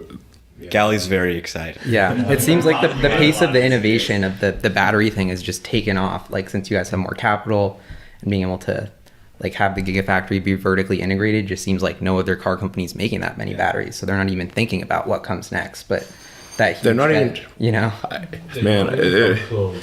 Not even come close at all. Taycan 201 miles. Not even. That's a joke. Yeah, no, it's true. The other car companies just really want to outsource battery technology. Not even making this battery module and cell, but they're obviously outsourcing the cells, but even outsourcing the modules and the packs. Yeah. And it's like they're really not thinking about fundamental chemistry improvements, and there's some pretty deep wizardry at Tesla on this front. I should say a bit about like electric vehicles or sustainable energy in general. I said it was pretty, I think, obvious to not just to me, but to a lot of people, even go back 30 years or longer, that we must have a sustainable energy solution. In fact, it's totally logical. If it's not sustainable, we must at some point find an alternative to it. Mm-hmm. And so even if there were no environmental impact to the sort of fossil fuel economy, then we would run out of them, and then we'd have economic collapse, and civilization would fall apart. Yeah. So that was actually my initial motivation for electric vehicles. It's like, okay, we've got to have a solution that does not require mining hydrocarbons. That is sustainable in the long term. It was not actually initially from an environmental standpoint, because I did not realize the gravity of the environmental situation at that time. And I thought, actually, for sure, by now we'd have electric cars. For sure. But Are we back on the moon? Yeah, totally. Why are we not back on the moon? Exactly. It's insane. It is insane. If you told somebody in '69 that we'd not be back on the moon, and in 2020, they'd be like, you might have gotten punched, honestly, because they'd be like, you're just, it's like so insultingly rude to the future of humanity. Because they'd be like, what is wrong with you? Yeah, it's encouraging. SpaceX is encouraging, though. Yeah. So it's like we should have a base on the moon. We should have sent people to Mars. None of that's occurred. We've got to make that happen. Yeah, so but on the sustainability front, it was really, like I said, initially not so much from an environmental standpoint, but from a necessity of replacing a finite resource in order to ensure that civilization could continue to grow. And then the urgency of it became much more obvious, like, wow, we really better do something, because the environmental stuff is becoming quite serious. And the inertia of large existing companies is just hard to appreciate. They just want to keep doing the same thing, and maybe 5% different every year, maybe 5% different. big companies hate change. So then at the time that Tesla, was created, there was no one was doing electric cars. No, there weren't really startups. The big car companies weren't doing it. GM and Toyota canceled their EV programs. Now everybody's doing it right now. Like and their mom. Everybody's talking about it. Everyone and their mom is doing it. Yeah. And we would all like to congratulate about the Gigafactory 3. Definitely. Yeah. Yeah, it's Epic. amazing. And I would like to know like why China is the best country to build the first foreign Gigafactory. China is the biggest consumer of cars in the world. So it's the biggest, so that alone would be enough to do it. I think also there was a lot of uncertainty about tariffs, and it's like we potentially would be unable to sell effectively in China if we did not have a factory locally. Yes. Or at least unable to sell at prices that weren't extremely high. But those are really the two main reasons. I think that, but I think there's also a third important reason that there's just so much talent and drive in China that I think it's a good place to do a lot of things. And the evidence is there in the incredible progress in the factory, which was built with very, very high quality in a very short period of time. The cars coming out of Shanghai are already very high quality. Oh, I can tell, and the run rate is amazing. Mm-hmm. And I love that they use the Chinese badge as well. It's like a symbol of pride and made in China. So it's cool. It's super cool. How did Tesla manage to get the first wholly owned foreign car company in China? I mean, a factory. I've went to China many times, and they kept saying that we would have to do this, majority local owned venture, and I said that and we had to partner with someone. I said, we're a little late to the dance here, so who would we partner with? There's nobody left, and also we're just a little company, so we're I kept saying we should get married. And we're a bit young. That's a good example. But young, and then also as point out, there's certainly Chinese companies that are going to, they're establishing factories in the U.S. I mean, there's like Faraday Future and that kind of thing, and that's 100% owned by them. And so, to be fair, it should be allowed that an American car company should be able to own its factory in China as well. And so we, talked to them for over a number of years, and they eventually said, okay, well, we'll change the law. So they changed the law. But now other companies can do it as well. So it's not just limited to Tesla. And how much of that production hell, learnings, have really enabled? Because I don't want to bring up CapEx, but one of my favorite things is the stats in the shareholder letter. It's so much cheaper, not only faster, but it seems like you guys have learned so much from the Fremont factory, and that really enabled kind of a turbocharged build for Shanghai. Yeah, I think the big difference is we are way less dumb than we were. So the foolishness of capital expenditures was very high, and it's less high now. And then with the Shanghai factory, we designed out all of or as much of the foolishness as we could think of that exists at Fremont and in Nevada. So we just made a lot of decisions that weren't smart, and we designed those out such the production line is much simpler. So it's much simpler and better implemented. And then we also found that in most cases the suppliers were more efficient in China as well than in the U.S. So but we've also managed to get a lot more output from existing equipment in the U.S. as well. So The Model 3 body line in Fremont, for example, was only ever meant to do 5,000 cars, Model 3s a week, and it's doing 7,000. Wow. Nice. So, Wow, nice. and with turning off a bunch of unnecessary things that were being done. So, I mean, there was a lot of foolish things that we were doing. So, and we changed some of the designs and made it easier to. It's like hundreds of little things to make it easier to build, and so being able to get 40% more output off the same line obviously makes a big difference, and while reducing the cost, the marginal cost of production, and I think improving the quality of the car. So it's all good stuff. It was the result of a ton of hard work by a lot of people. So yeah, but it was kind of necessary in that we didn't really have a place to put a second Model 3 body line. So it's like we either make this one go faster or we will not be able to achieve production. But the Model 3 body line in Shanghai is much simpler than the one in, and I say that in a good way, because it has the same end result. So if you know, but it's a much easier to understand. There's just getting rid of unnecessary movement. There's a lot of unnecessary movement in the Fremont body line, but not in Shanghai.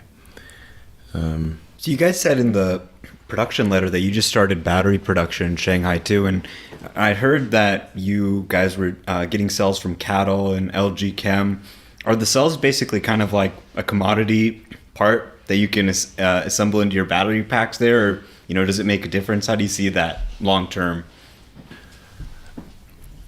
I believe these cells are not yet from LG. We do expect to use locally produced cells, but I'm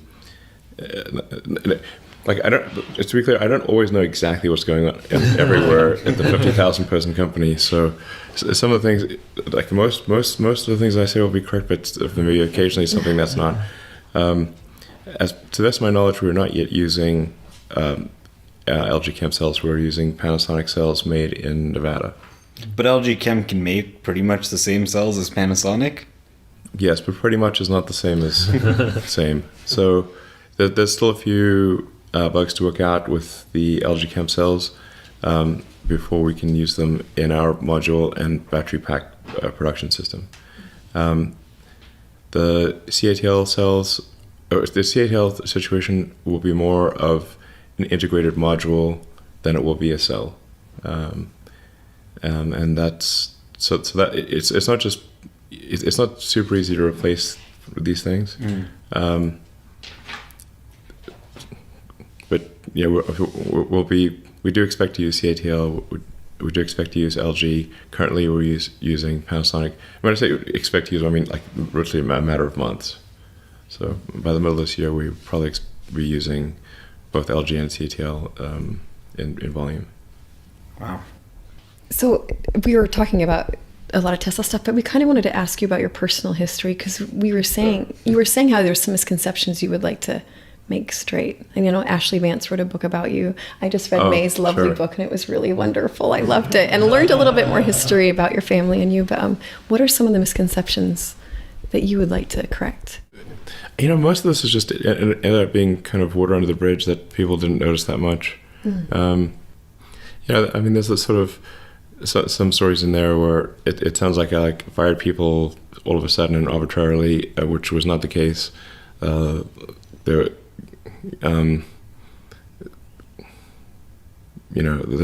just Ashley asked somebody who didn't know what was going on, and then that person was suddenly not there, and they didn't know why. Yeah. But I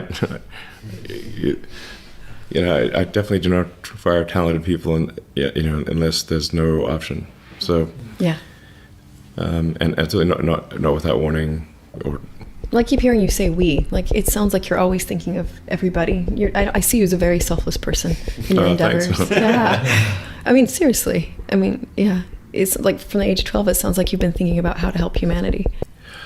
Yeah, I mean, I'm not trying to be sort of like some, the sort of savior or something like that, but it's really just that if it just seems like I don't know, seems like the obvious thing to do. I can't, like, I'm not sure why you do anything else.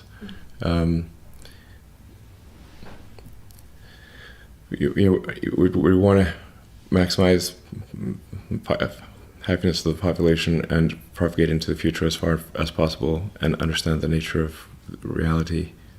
And from that, I think everything else follows. I saw you on Twitter, like talking about how, like, people are having this rumor that you've been wealthy your whole life, and that would be like the only reason you became successful. And you've debunked that. And can you like share more about your upbringing and what led you to going to North America when you? Sure. I was in South Africa, and it seemed like wherever there was, like, a lot of the advanced technology in the world was being produced in America, and Silicon Valley especially. So I wanted to be where I could sort of have an impact on technology. So that's or be involved in the creation of new technology. So that's what prompted me to go to at first Canada, because I could get citizenship in Canada through my mom, and then ultimately to the US. But yeah, I just left South Africa when I was 17 and landed in Montreal. I had like, I don't know, about $2,000 Canadian. So I started staying in a youth hostel for a few days, and then there was this, you could buy a ticket to go across the country for $100 and stop along the way. And so I bought that and just took a Greyhound across Canada and saw all these like little towns. Well, we were getting. I didn't have much. I had like a backpack and a suitcase of books. But the bus company, Greyhound, they unloaded it in one of the cities, and then the bus left without my stuff. Oh, that's nice. So I literally had nothing. All your books. But your clothes too? Actually, weirdly, I think I might have had the books thing, but not my clothes. That was priorities. All you needed. Yeah, because I was just sitting in the bus station reading, waiting for the bus to get ready. Yeah. And I think I had the books, but no clothing. Oh no! So, anyway, but I managed to get to Swift Current, Saskatchewan, and then it's your cousin's son, yeah, has a wheat farm there, and I worked on the wheat farm for about 6 weeks. Wow! So I turned 18 in Saskatchewan. It's in this town called Swift Current. So that was summertime, right? It was June. Yeah, June 28th. So, because I've been there in the winter and it's like minus 40. Yeah. You don't want to be traveling there. Yeah. Did you ice skate? Did you try ice skating? No, it was quite warm. Okay. Oh, well, I mean, in the winter. Did you stay for the winter? Were you there in the winter? No, I was there for about 6 weeks. Oh, you're lucky. You survived. That's good. Yeah. So it's cold there. Literally working on the wheat farm. We did a barn raising and I cleared out the wheat bins, the grain silos and that kind of thing. And I just worked the vegetable patch, basically just doing various things. Was your mind just thinking of what you're going to do after that? Yeah, I was trying to figure out what I do next. Don't know what to do. So then I ended up getting back on the bus and went to Vancouver. And I had a half uncle there who was kind of in the lumber industry. He like made lumber equipment. Sounds like the Northwest. Yeah, basically. So I ended up chainsawing logs and working on this lumber mill and cleaning out the where they boil the pulp in these like crazy sort of boiler rooms. Yeah. Wow. And that might be the hardest job I've had, actually, because you had to like crawl through this little tunnel in a hazmat suit, and then with shovel and then shovel this sort of steaming sand and mulch out of the boilers to clean them out. Wow. And you have to there was only one entrance or exit, which was like a little tunnel. If you're claustrophobic, it would be real bad. And then you shovel the sand and the mulch through the tunnel, and it would actually block the tunnel, and then somebody else would reach in and shovel it out from the other side. So it's just big enough, long enough that if you have a shovel with a long handle, so one person on the inside can shovel it far enough that someone on the outside can shovel it out. Wow. And then you have to rotate every 15 minutes to avoid getting hypothermia. Oh, wow. Yeah, And there's no intense. safety, so just a man looking out for you. It was just two people kind of paired up. So if one person collapses and you go to call somebody, but it'd be really hard to drag somebody out. I have to say that it does not seem safe, because if the tunnel gets blocked, trying to unblock that tunnel would be very difficult in a short period of time.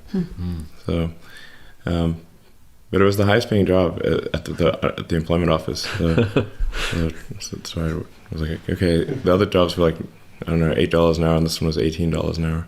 You had to buy your clothes, and they're all gone. Well, they did give you a hazmat suit. So, Oh, there you go. Yeah. How long did you do that job for? Like 4 days. Oh, okay. No, but then it was done. Yeah, that's awesome. You said it was like a short-term thing, cleaning grain bins, cleaning the boilers. the boiler rooms. So what was next? We were in boiler rooms and then. Yeah, so it's basically, I mean, literally it was like a lumberjack who's chainsawing logs, and just doing lumber stuff basically for a few months there, and then applied for college and went to Queen's University in Kingston, and was there for a couple of years, and then somebody suggested I should apply to UPenn, and I didn't think I'd be able to go because I was paying for my own way through university, which is actually not that hard in Canada because the tuition System. Yeah, the tuition's highly subsidized in Canada. So with basically some, if you sort of work during the summer and semester and take out some loans and get some scholarships, you can pretty much go to any college in Canada, I think. But I met someone who was at UPenn, and they said you should at least apply, and I applied, and they actually gave me quite a big scholarship, so that allowed me to go there, and so then I did the physics and economics there, and then that's what led to the road trip to Stanford with Robin Wren, and then I was during that summer that I was like, okay, if I can either spend several years kind of doing a PhD not that I care about the PhD actually, but I just needed a lab. But I could either spend a bunch of years working in a lab, and maybe the technology would pan out, or maybe it wouldn't. But the internet was definitely about to go supernova in '95. So I was like, okay, look, I can always come back to working on electric cars, basically, and which obviously I did. But the internet is not going to wait. So then I put Stanford on deferment and started Zip2, which was really just, we started off with maps and directions, Yellow Pages, White Pages, that kind of thing. And it was, best of my knowledge, the first maps and directions on the internet.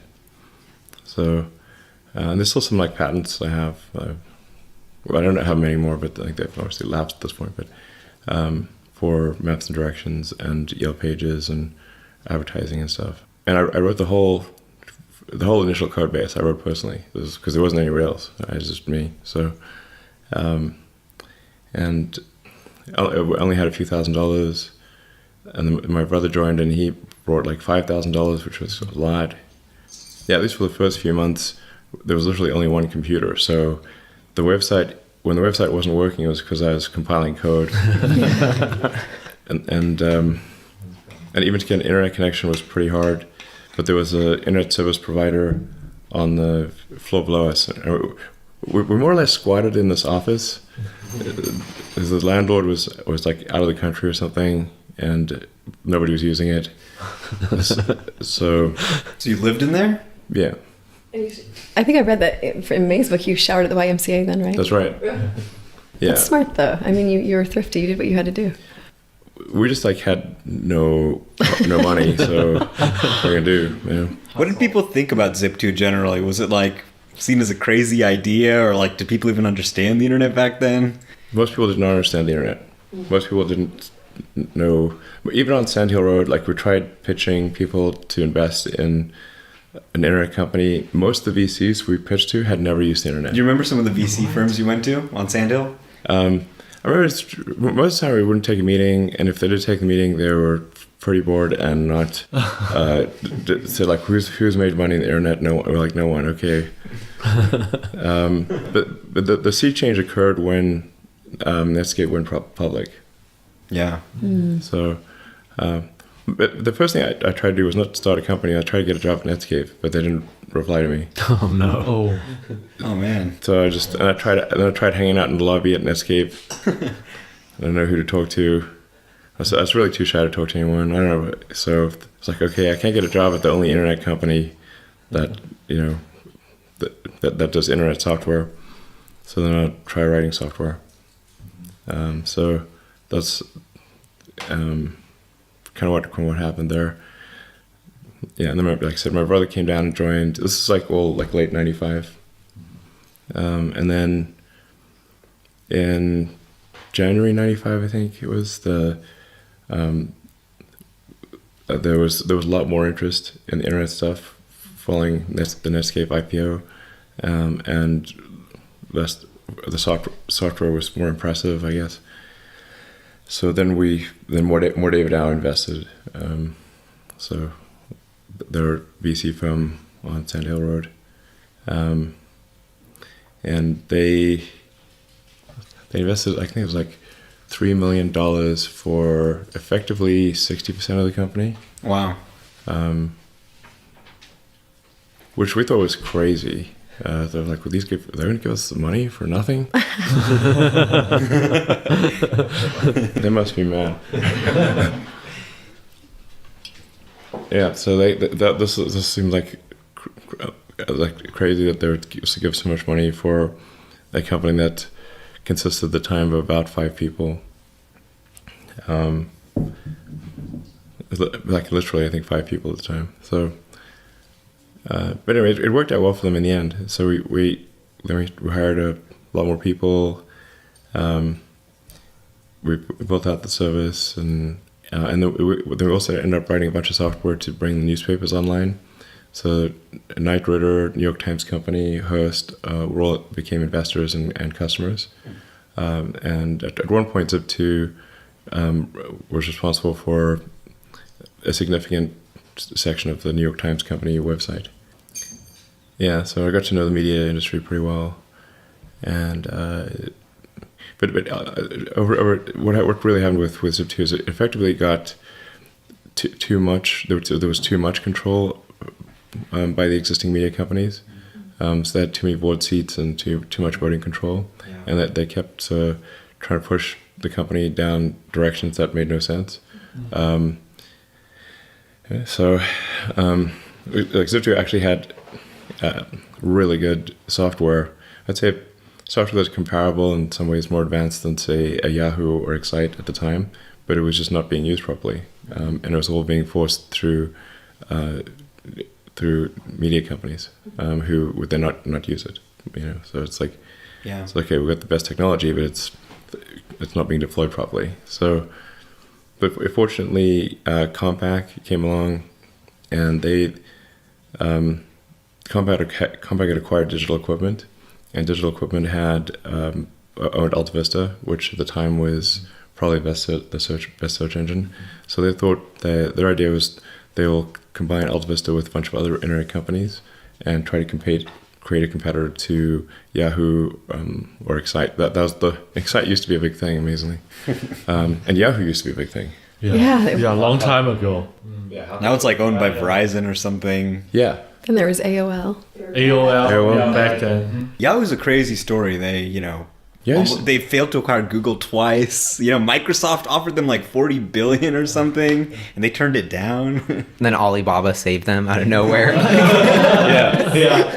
The Alibaba stake was worth more than the whole company at one point. By like a huge amount. Right. It was basically a proxy for Alibaba shares trading.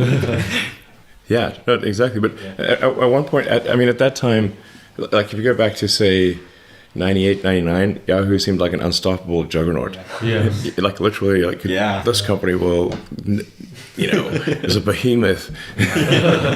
Nobody could possibly defeat them. But anyway, and where's Compaq today? Yeah. So. But that was their idea, which is at least if executed well, could have made sense. Kimball! Yeah, what are you guys doing? We're recording a podcast. Yeah, how do you want me to join? Pull up a chair. So what do you remember about Zip2? Yeah, we remember. Yeah, but then the internet came along, became this huge thing. I mean, it was always there, but it became a big deal. And then Elon was working in Silicon Valley, and as I remember it, Elon overheard a meeting where some of the Yellow Pages companies were thinking of doing sort of online Yellow Pages. And No, why would I have been in a meeting? I don't know. like that? This is a long time ago. Anyway, you called me up and you said we should. You think you can do a better job? So we think we can do a better Maybe job. you made that up to try and get Kimball interested. How would I be in a meeting with Yellow Pages company? I have no idea. That's what I remember. No. But what's your version of that? Sleepless nights. Where? I didn't even know any Yellow Pages. I agree with you. I agree with you Okay. now. But so it was like I think April of 1995. We started working on it, and the I guess the idea was fairly simple: to take mapping and apply it to the internet. And there were a few other companies trying to do it, but no one with the very cool technology of sort of what was called vector-based mapping, which is what we all use today, where the map is actually alive, not just a picture. That was very ahead of its time. I think we were the first. I know there were other people putting maps on the internet, but I think we were the first to put vector-based mapping, which is what the kind of technology you use today on the internet, and door-to-door directions. So it was cool. I remember my brother and I pressing go on his server at our office, and it took about 60 seconds for the first door-to-door directions to come up on the screen. And even 60 seconds was amazing. Yeah. You were like, this is incredible. Door-to-door directions to anywhere. This is just amazing. And Definitely seemed amazing at the time. definitely seemed amazing at the time. Yeah, it's like Now it's like now it's like absolutely wherever. normal, but this was like an impossible thing. So cool. It was so cool. And using Java, Elon had coded a interactive map, which again, all super normal stuff today, but the ability to just draw a square and zoom in or zoom out, that was just unheard of technology. draw a square. Yeah, you remember that? It was like a little red square on the Java On a map. browser, it was weird. That was unusual. Yeah. Yes. You just Well, you cheated if you're using Java applets. Yeah, but this was when Java sucked and it was barely. Yeah, this was like probably the most. was 95. I think we even got some sort of recognition because it was the most advanced Java application on Java at the time because it was so ridiculously hard. It was a really crappy technology at the time, Well, but this was done on it. The thing is that if you downloaded the Java app, we could transmit the vector data, not just a bitmap. And this is when everyone was on a modem. Right. So if somebody's on 28 kilobits modem, or trying to download a map image would take forever. Whereas if you had downloading the vector data so that locally rendered using the Java applet was relatively speaking super fast. That's what made it cool. Smart. Yeah. I mean, yeah, even like vector maps even Google Maps was using like raster maps a few years ago. Like, it seems like very ahead of its time. Well, we were the But I guess- first. I believe the two of us were the first humans to see maps and door-to-door directions on the internet, which I think is pretty cool. That's very cool. Yeah. How Garmin came out? When did Garmin first launch? Well, they weren't internet based, right? So you could. Actually, I don't think Garmin was even a player at this point. It was Navtech was the only place that we were. That's where we got the data from. Yeah. And they were building it for Hertz Neverlost, which came out a few years later. You know those things that no one uses in the GPS systems. Really, really bad technology, but the actual mapping data was amazing. And so we took that and applied it to the internet. We were 22 and 23 at the time. It had cost them $300 million to build this data, and they gave it to us for free with a simple contract saying, if you ever make any money on this, you got to come share to it us. with them. Yeah. And Wow. that's how we got it. That's amazing. That is amazing. Yeah, so it's amazing what happens if you ask. Ask nicely. And there's also part of it was these guys had been working so hard on the tech, and no one had ever seen what they were doing.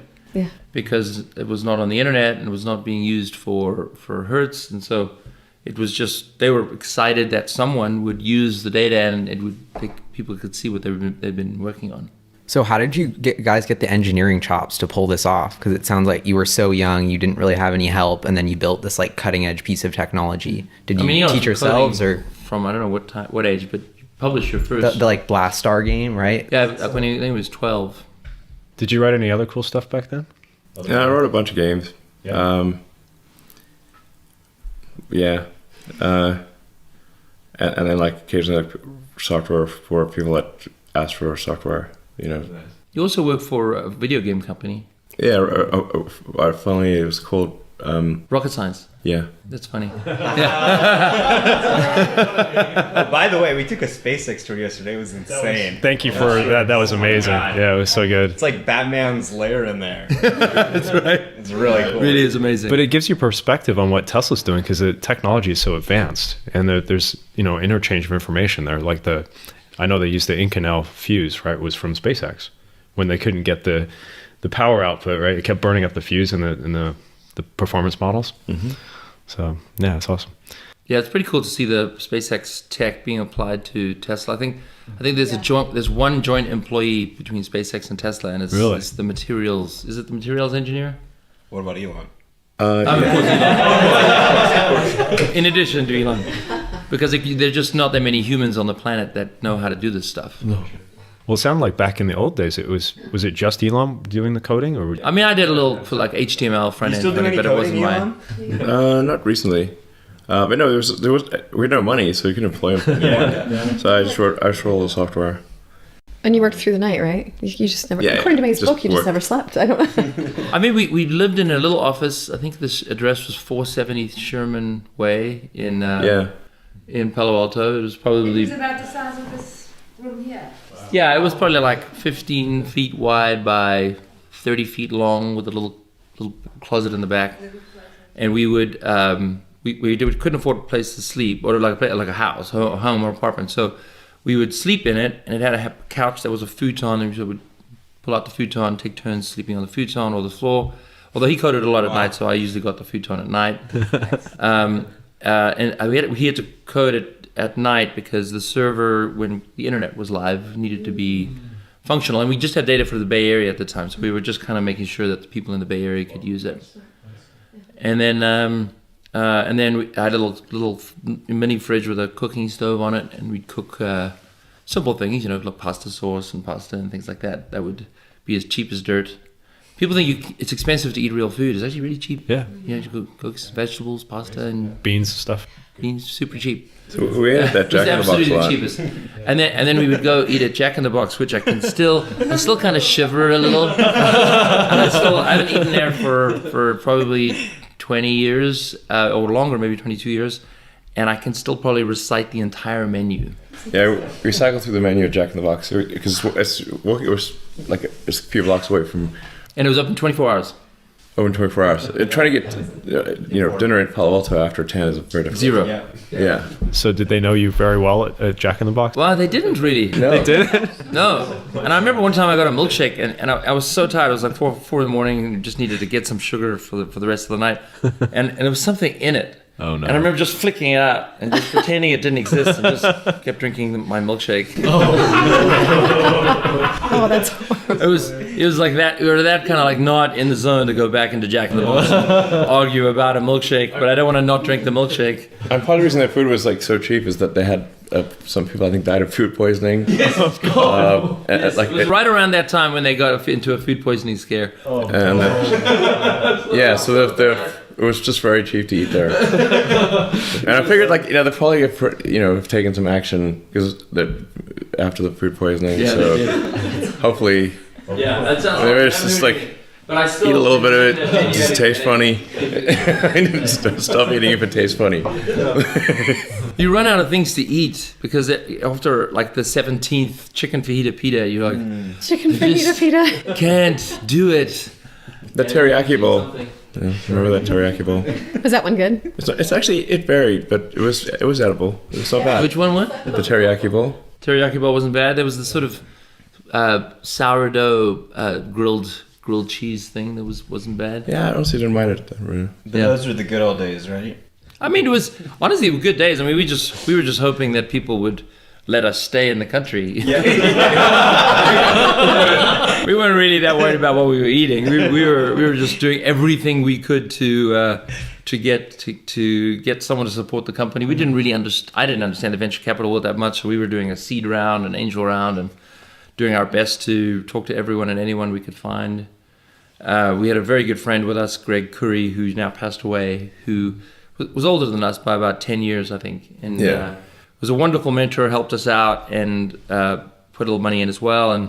And then I did a lot of the work to just network with people. I think our first salesman who was selling Yellow Pages ads for us was a real estate agent who knew another person who knew this other person who helped us raise or put together. We ended up not doing the round, but put together a round of like $200,000 or something. Yeah. And then we did like part of it or something. I don't know. But I think once we had the Java map, which was really quite impressive. I mean, if you've never seen Google Maps or Yahoo Maps before, it really is a remarkable thing to see.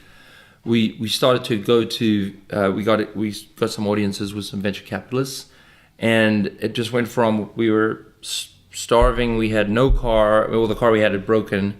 The wheel fell off. Huh?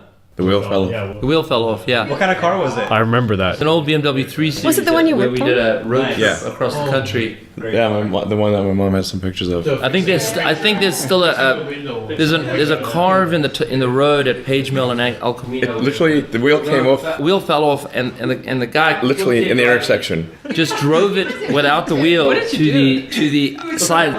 It was pretty much time for the junkyard at that point because the whole car is just falling apart. So, yeah, it's like the point at which the wheel falls off. It's time to go to the junkyard. Kimball, the night before you met the venture capitalists, you and I were at Kinko's till 2 in the morning. No, that was way more stressful. That was way later because we already had the deal, but we were not. I don't know if you were, but I was not legally in America, so I was illegally there. I was legally there, but I was meant to be doing student work. Oh yeah, right. I had a student work visa. Yeah, you were doing you were supposed to be doing a PhD in Stanford and decided not to. So it was like I was allowed to do work, sort of supporting whatever, I don't know. Whereas I try to get a visa, but there's just no visa you can get to do a startup. Yeah, fortunately nobody was paying you anything either. And so we ended up getting. We got a deal from Moore Davidow and this really well-respected VC firm, and we had to break the news to them that we took the bus to get to the offices. We don't have a car and we don't have an apartment, and we're illegal. No, you're illegal. And so, but I was legal, but my visa was going to run out in 2 years. Okay. Yeah, but I was definitely student visa. We needed to get it sorted, and so they were great. I mean, the lead investor, his wife was from Canada. They knew the whole challenge of being an immigrant, and we had Canadian passports, and so they funded the company and they gave us some money to each buy a car, and they gave us a salary so we could rent an apartment, and I got a visa through the company. But the morning we were supposed to present to the partners, I went to Toronto because my mother was freaking out because she needed her computer fixed. And What, really? Seriously, this is brutal. So I flew out there planning to fly back on Sunday, and the meeting was on Monday. And I get to the airport on Sunday, and the border control they call me out. They're like, you're going down to work. You're not going down for travel. And I was like, no, I'm going down to work. I explained. Actually, no, I didn't. I said I'm not going to work because I think that's what I was supposed to say. But the lawyers told me not to say anything. And so they rejected me from the border. Oh. And so I'm supposed to do the presentation with Elon the next morning. And so a friend of mine came to pick me up at the airport and drove me across the border. And we went to the Buffalo border and just said, we're going to go see the David Letterman show. That's hilarious. And the border control guy was like, yeah, go ahead. Wow. That's amazing. I got on the late night flight from Buffalo to San Francisco, and we made the meeting in the morning. So Very good. Yeah, I mean, technically, you were not going down to work because that would have meant you were being paid something. Yeah, I wasn't actually paid anything. Yeah. Technically, we weren't actually. No, you're right. You're not actually breaking the law. We're not breaking the law because we were not being paid anything.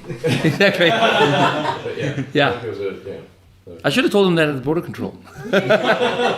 But anyway, it was very By work, do frustrating. you mean getting paid for something? No, I'm not doing that. No, yeah, you're right. Exactly. We were not being paid. Exactly. But yeah, so then they approved the deal that Monday, and we started building Zip2. And it wasn't a business model for back in those days. Well, it was kind of like Yelp is like the business model was similar to sort of Yelp, Yeah. but it was at a time when most businesses didn't know what the internet was, and most people didn't have an email address or We they had went to online. explain to them what a website was. The internet was kind of this cool thing. People were using Netscape browser, and I think by the end of it, we got 18,000 businesses to be on our service, paying to be like with websites and everything. Yeah. A lot of the things that you can do today, like automatically build websites, we built a lot of those sort of tools to make it easier to build websites, and we had to sell door to door because that was the only way. Did you hire people, or is it just you guys going door to door? No, we had a team by that time because we could hire a team. But I remember talking to a Yellow Pages guy once, and it was amazing. It was the head of the Toronto Star that they owned all the Yellow Pages. The Yellow Pages will never die. Famous last He word. literally, because we went and talked to him to partner. We said we want to part with you, and let's be one of your partners to put the Yellow Pages online. And he picked up the Yellow Pages, this big thick book that's full of ads, this multi-billion-dollar revenue stream. I mean, these guys were so arrogant and like we are the kings of the world and Seriously. it will never end. He picked up this book and he We're like, threw listen, it at me, and he said, "Do you ever think you're going to replace this?" And I was just literally like, I mean, my head is like, dude, you're already dead. That's hilarious.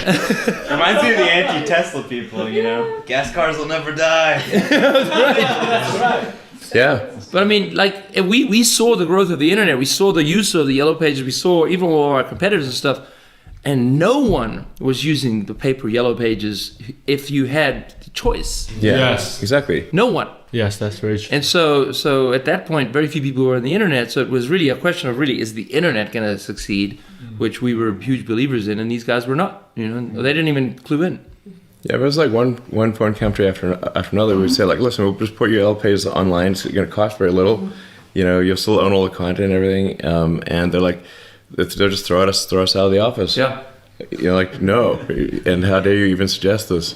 It was extraordinary, and it's been interesting. And we're like, okay, I guess we'll just build it. And then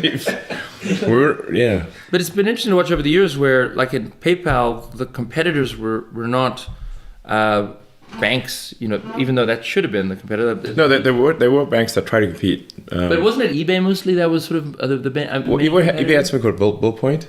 But it wasn't exactly like PayPal. Yeah. But generally eBay had an issue with trying to get payment for stuff. Like two people would have to mail checks to each other. Yeah, that's gonna work. If you mail a check and you receive the check, and how do you know the check's real? Then you've got to, cash check and take, 2 to 5 days for the money to transfer. So it could take 2 weeks before somebody had confirmed payment, and then they would ship you the item, and so the transaction velocity was very low as a result.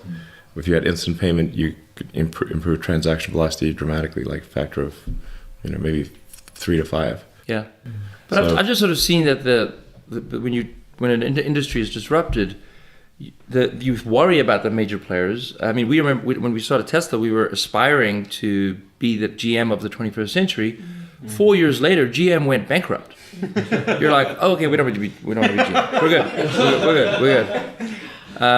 And it's whoever is going to be the main competitors, we don't know yet, but it may not be the entrenched players. It may be not, sort of other companies. And so that happened at Zip2, where we tried our best to partner with the industry because that seemed like the best way to make some money and actually have a revenue model. And we ended up finding the newspapers to be a better partner because they didn't have the Yellow Pages business. And I think they were smarter. Their classifieds business was getting eaten away by Craigslist. Before Craigslist, classifieds was the bread and butter of the newspaper. And of course, anyone who used Craigslist would never use the newspaper. So it was those folks seemed to have a better, at least some of the players had a more vision of the future. And so our business became putting major newspapers, New York Times, to all of the Philadelphia Inquirer, Chicago Tribune, or whatever, all the main players, all the LA Times, everyone. And then we started going internationally, doing the same thing. So if you went on to the New York Times website and you wanted to search for a restaurant, of course they have all these reviews. Or if you wanted to search for a home, we tied the MLS together with maps and door-to-door directions. So all of these services that we now use and take for granted that use maps and door-to-door directions, we did that all in the 90s to find a business model. Yeah. What made you do PayPal after Zip2? Why didn't you go straight into sustainable energy? Right. So, gotta recall things that are now quite a while. So it would have been 98 when Compaq offered to acquire Zip2, and which I think it was a good thing for them to acquire it because, as I mentioned, the newspapers actually, or the media companies, had too much control over Zip2s. They were not. We had great technology that was not being deployed effectively, and they would just generally be averse to anything that could remotely be competitive with their newspapers. So we're sort of trapped in this situation, but then Compaq came along and bought the company in late '98, and the deal closed early '99.